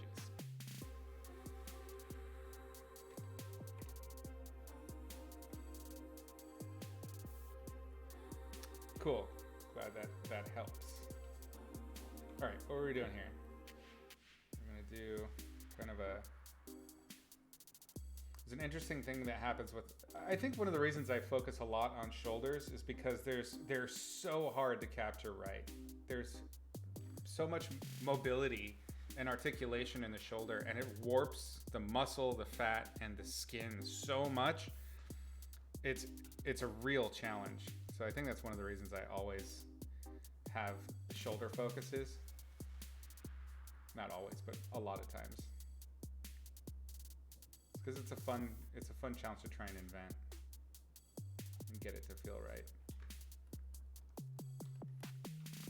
But one of the most important things with getting shoulders in particular, but any bit of anatomy, is to study the anatomy, become familiar with all of the pieces, so that when they warp, you can imagine them three-dimensionally better.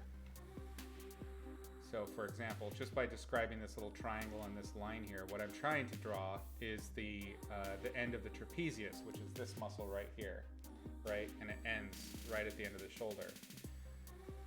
So that's an important thing because there's a landmark right here, which is the end of the clavicle and the head of your scapula, which is your little shoulder bone back there. That contraption, that join, has all of the support structure for the humerus, which is the top of your arm, and all of that mobility happens because of this. Clavicles are pretty unique to, I think it's only creatures that can brachiate. Brachiating is putting your arm over your head. There's only a few branches of species that can do this. Seriously, like if you do this with some animals, it can kill them. Like you can crunch their rib cage. You can, like, if you ever like opened, you're playing with your dog or your cat and you open their arms, there's a certain point where they don't go and you can't push it any further. You're gonna hurt them. So that's something that's really incredible and unique for us.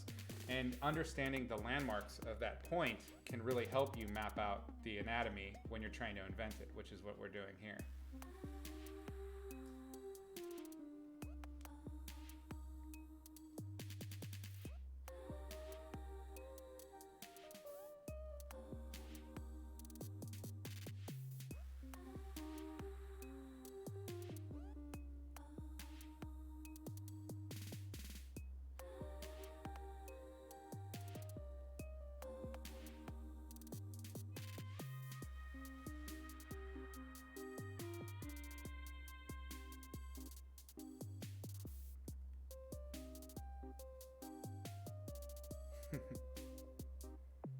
All right. So yeah, what was I saying? I get distracted easy. Leave me alone. Oh yeah, the shoulder.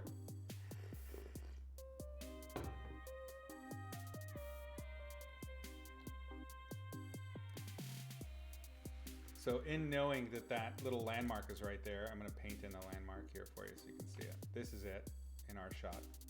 So if we were drawing through this, we would know that our clavicle is somewhere around here, curving, and then connects to the top of the sternum on the rib cage, right about here at the pit of the neck, right? And then the scapula is a little tougher to map, but the scapula is riding really high right now because when you move your arms back like this, the scapula comes up with it because this whole structure is one thing. And the primary pivot for this whole assembly is here. So everything that the shoulder blade can do, if you imagine this triangle back here, everything that it can do is built and dependent on this point. Everything. So when I move my arm back and tilt it forward, the clavicle's rotating, the scapula is pushing it up and coming up like this a little bit, but also sliding along the rib cage. And being able to visualize this stuff in your head is super important when it comes to trying to imply it in your painting. And it can be as simple as a little triangle shape. See what I'm saying? So I think that's one of the most fun things about painting figures, is just trying to imply that stuff with these little simple dumb shapes.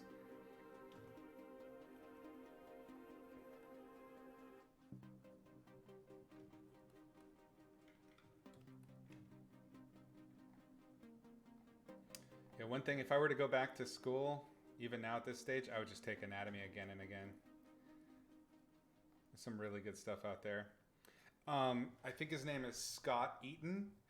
He's a 3D specialist and he's super into anatomy. And he has a site called, I want to say it's Bodies in Motion. And he's a great teacher too. He also has some lessons. So if you're into learning anatomy and the things I'm talking about right now are of interest to you, definitely send him some support and pick up some of his lessons. He has an app actually that I bought and use on my iPad. It's the écorché. So an écorché is kind of I'm sure you've seen them before. It's like a little sculptural model of a human figure, usually in a variety of usually there's an arm out like this and they're standing, and then like maybe half of it is like skeleton and then the other half is muscle, or half is muscles and then the other half is skinned. And so you can see how all of the different muscles kind of assemble and overlap and things like that.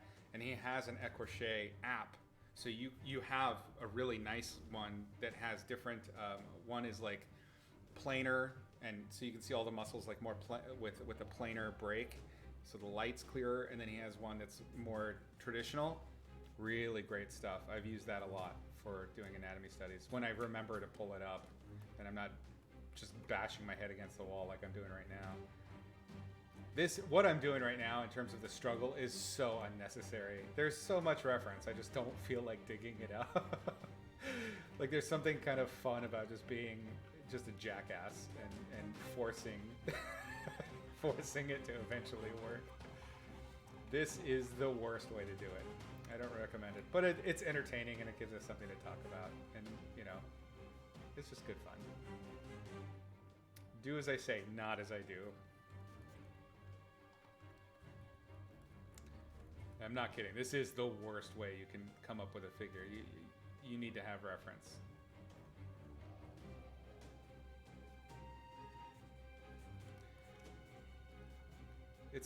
For me, it's got this kind of, and it's probably one of the reasons I've done it a lot on the Twitch, is it has kind of this meditative, I don't know, like doing a puzzle quality to me. Just kind of trying to get it so that it feels right is such a challenge.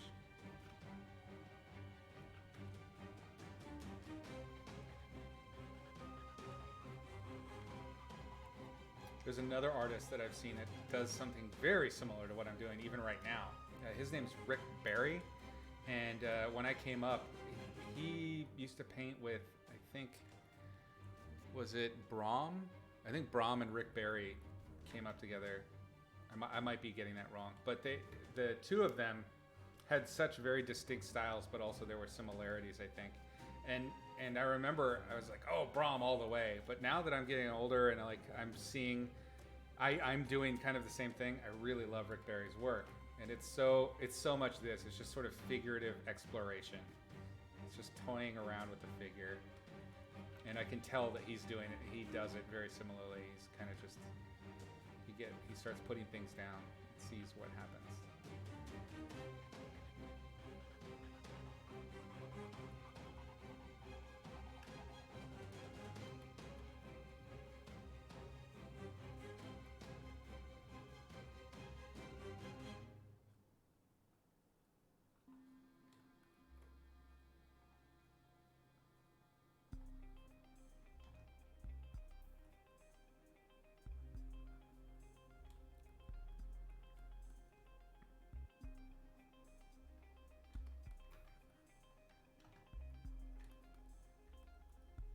How are we doing on time? 2 hours and we have nothing to show for it today, which is fine. I've been working all week. Just have a little silly time.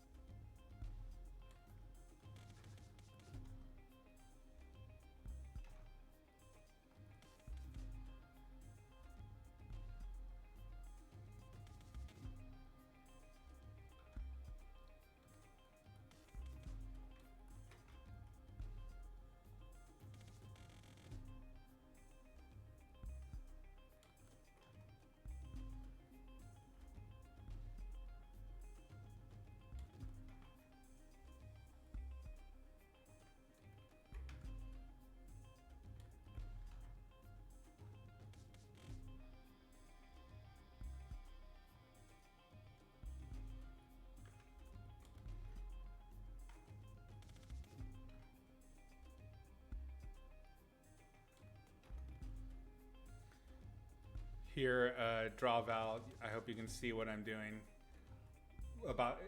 I was talking about the tube like making a tube and then sort of doing these little crosshatch elements. This is what I was talking about in practice.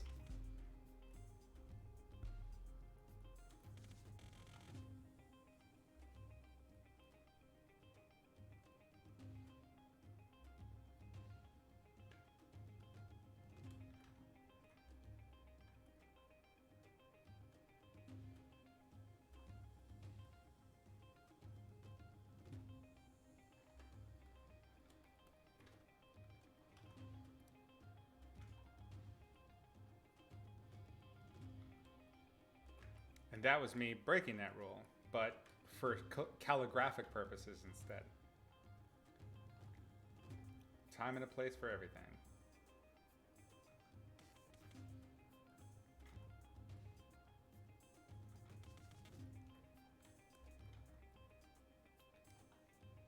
One of the things I always find interesting with anatomy is discovering the allegories between man and animal. And this is such an interesting spot right here. This kind of like soft spot between the rib cage and the pelvis, and how similar it can be with animals and humans. It's an interesting thing.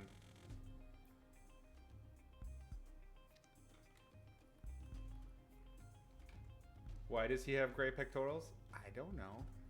I don't know. These are his happy little pecs.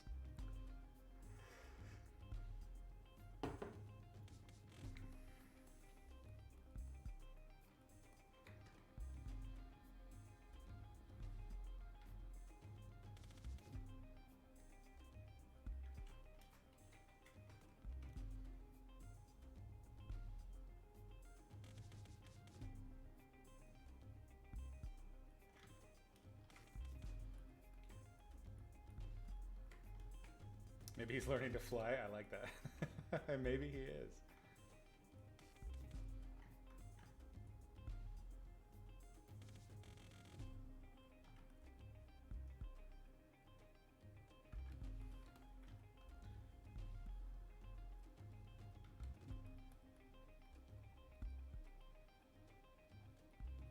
I don't enjoy watching modern dance, but weirdly, a lot of my paintings end up going that route. Just because I'm trying to do weird figure poses.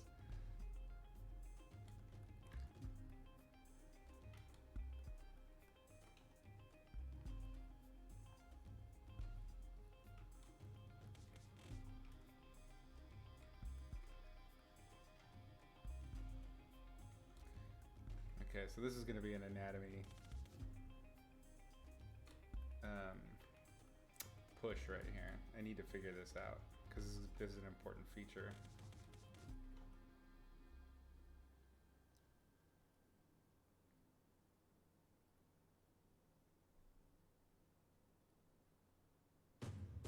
This is going to be a big belly right here.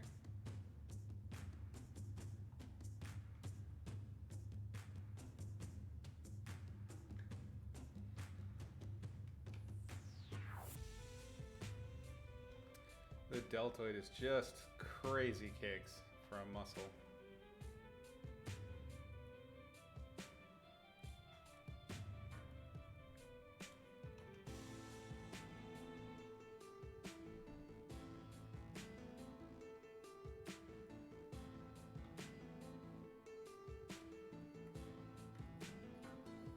We're grouping things, but it's not working.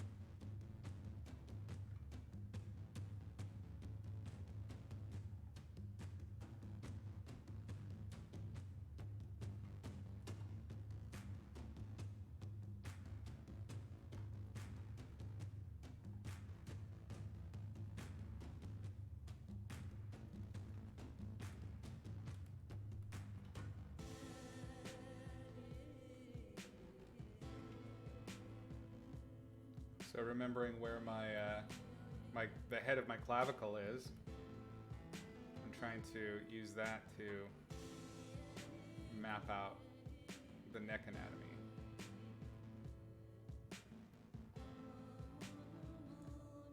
Sternocleidomastoids, I believe this is.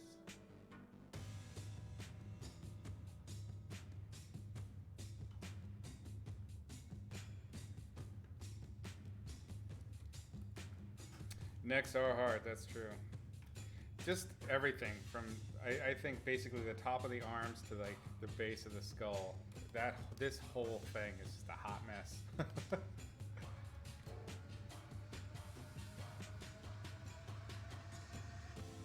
And I think that's the thing that's so punishing, but also kind of challenging and fun about painting figures, is if you mess up just a little bit, it's obvious because everybody has bodies, everybody sees bodies all the time. They can tell when something's not right. Even if you don't know what it is, you can tell.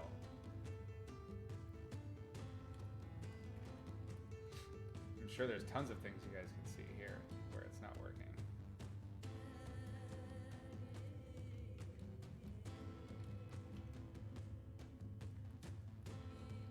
Yeah, they do.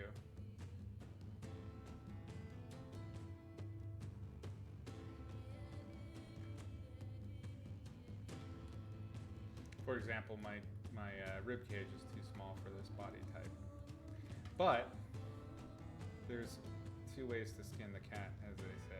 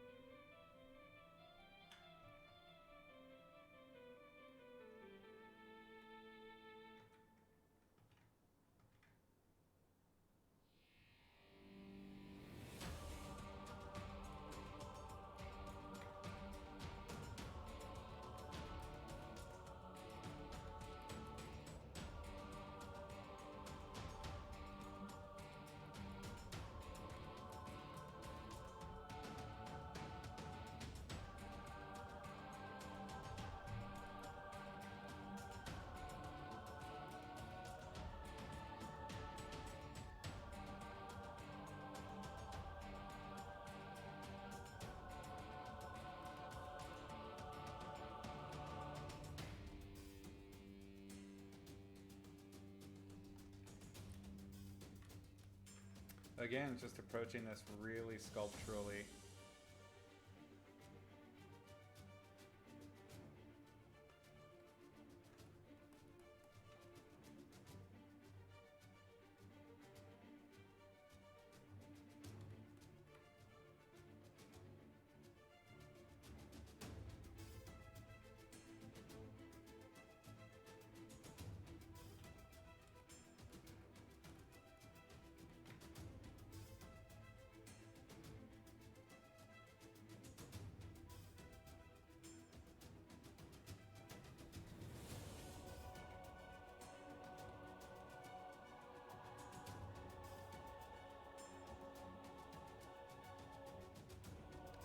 He do.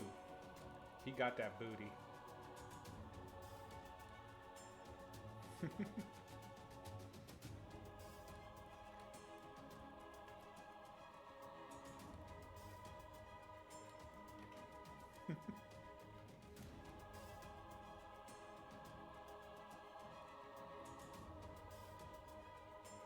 You gotta be an equal opportunity booty appreciator, I'm telling you.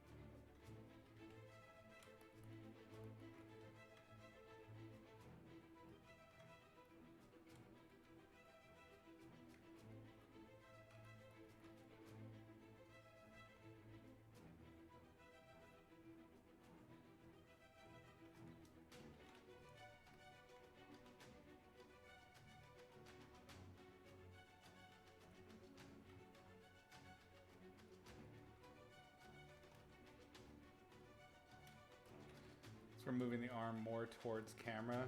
I got to change the anatomy of the shoulder a little bit.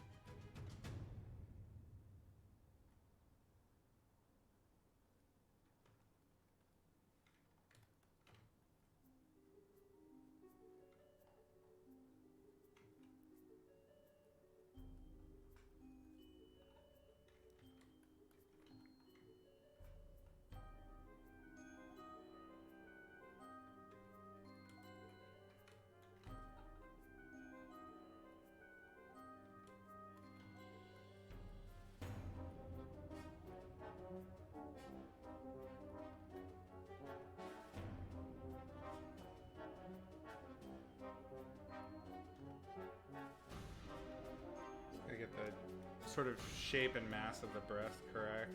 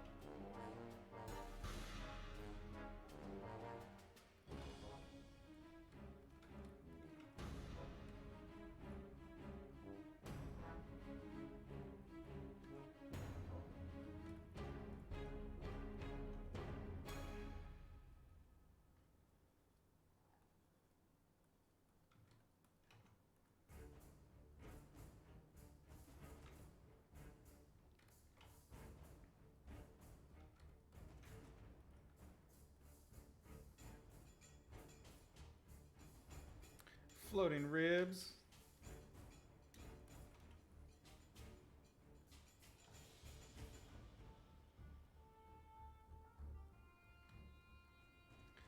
The other thing that can kind of happen when you get really familiar with anatomy is everything can end up looking like it doesn't have any skin because you like to show off your anatomy. That's the thing I have to constantly try and work back from. Like, unless a person is extremely skinny or insanely bulked out, being able to see the lats like this is just not, it's not a thing.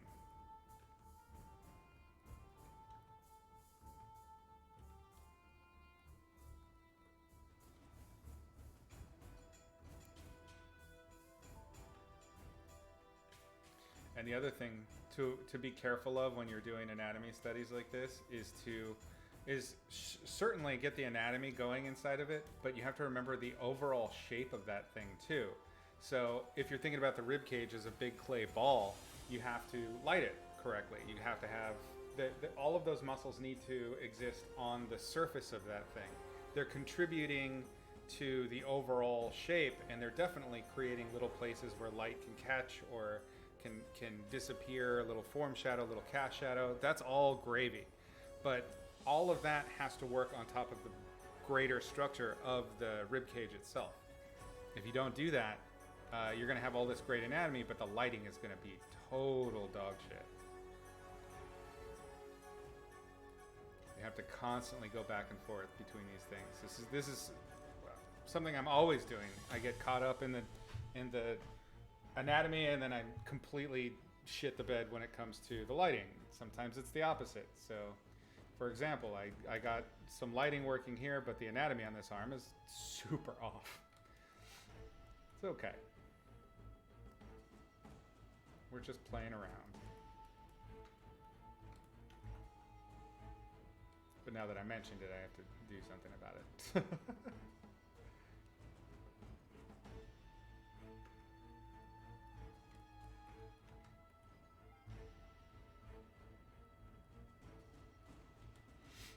You know, the first place I learned anatomy was from How to Draw Comics the Marvel Way.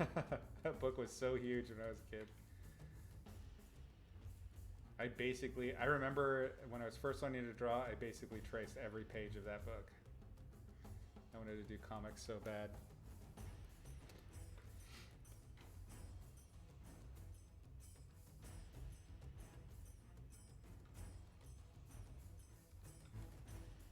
This ear is in the wrong spot.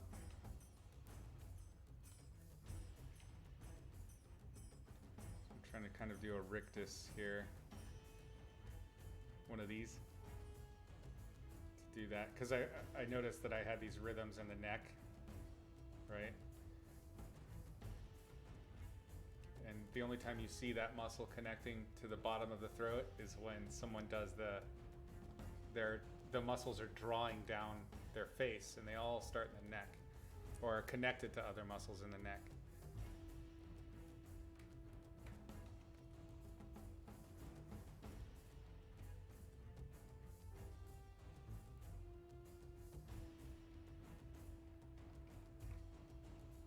See how just that little rhythm right there gives it that feel?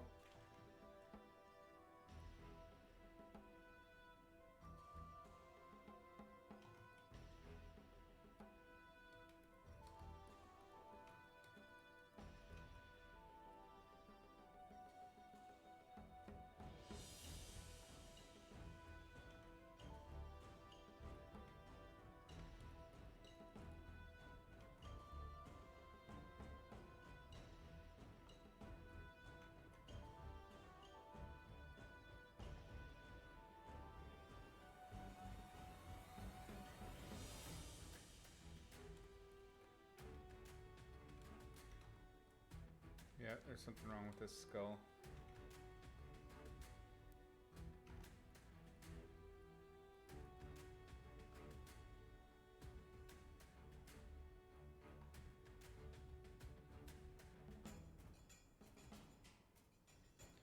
When I run into a hiccup like this, I find it helps to just draw some landmarks in.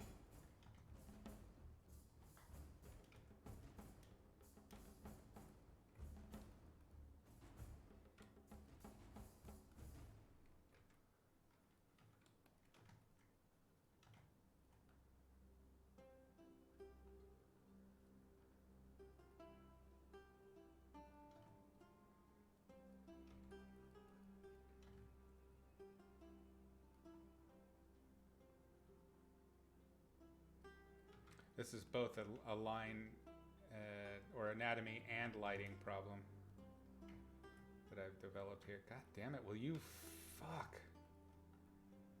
This awful goddamn machine.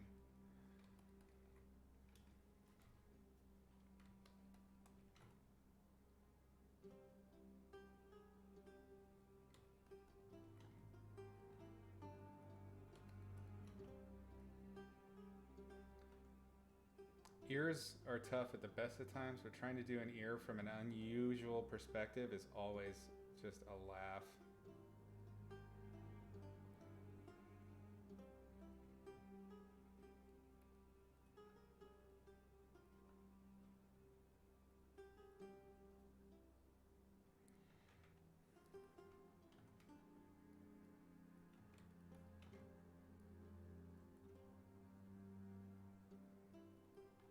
Again, just trying to sculpt rather than really paint.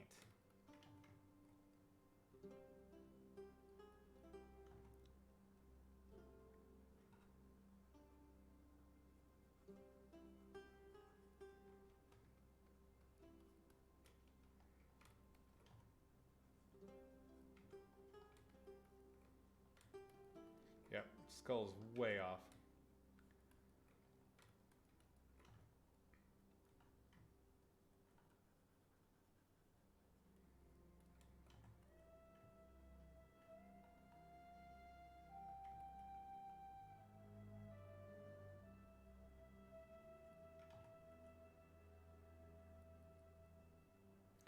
On the upside, once you figure out what's wrong, it's so much easier to try and like get it to work.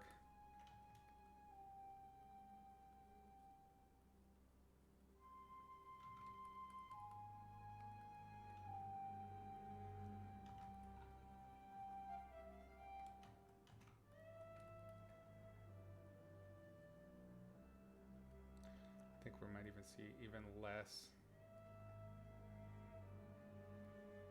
So if that's the case, god damn it.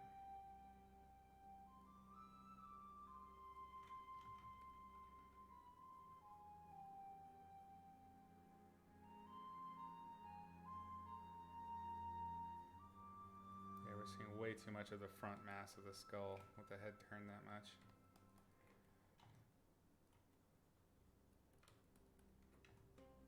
Which means all of this is in shadow.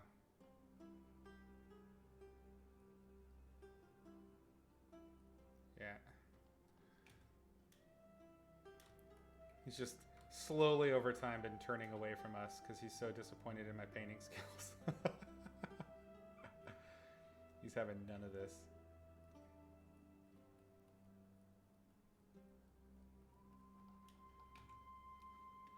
Have I tried ZBrush sculpting? Yeah, I actually really love sculpting. Traditional as well.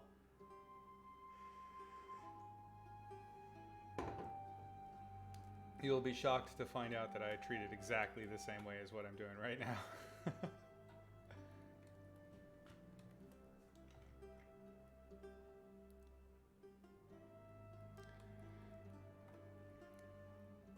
Well, gang, I wanted to make sure I got out and got a little bit of actual sun today because I have been indoors for like 2 or 3 weeks straight with the new job. So I think I'll probably have to let this one go for now. We might come back to this next week. We'll see. I'm not loving it, but it was fun to kind of just play around and fool around with some anatomy and talk shop. I always enjoy hanging out with y'all, so hopefully you had fun and maybe you learned something with my terrible painting. Anybody got recommendations for a raid? Anybody that's on right now that you're a fan of or you want to support that we can send our group to, and we can hang out there for a little bit until I got to go take my dog out and go on a little adventure.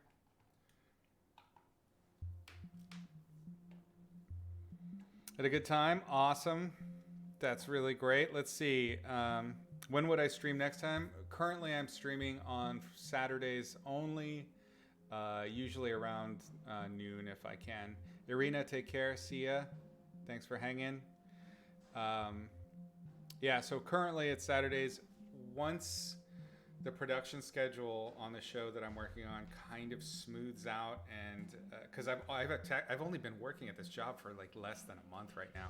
So once production eases up and I have a pipeline that's kind of smoothed out, I'm hoping to get at least another show per weekend, but we'll see. We'll see how it plays out.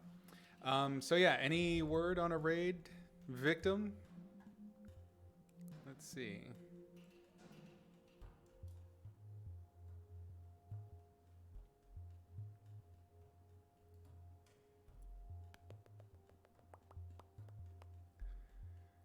Open. Why are you doing this to me? Ah, there we go. Let's mute this immediately. Mute. Okay, who's on right now?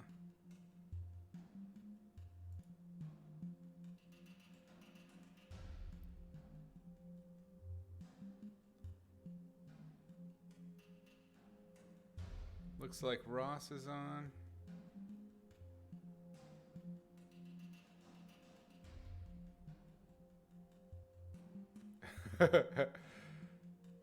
We're gonna go with this person. Oh no, mature audiences. Dang.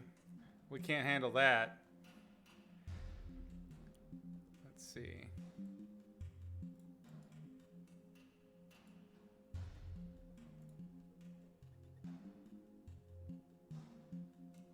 I am picking this person because their little streamer blurb made me laugh. So here we go. Let me paste this in. All right, gang.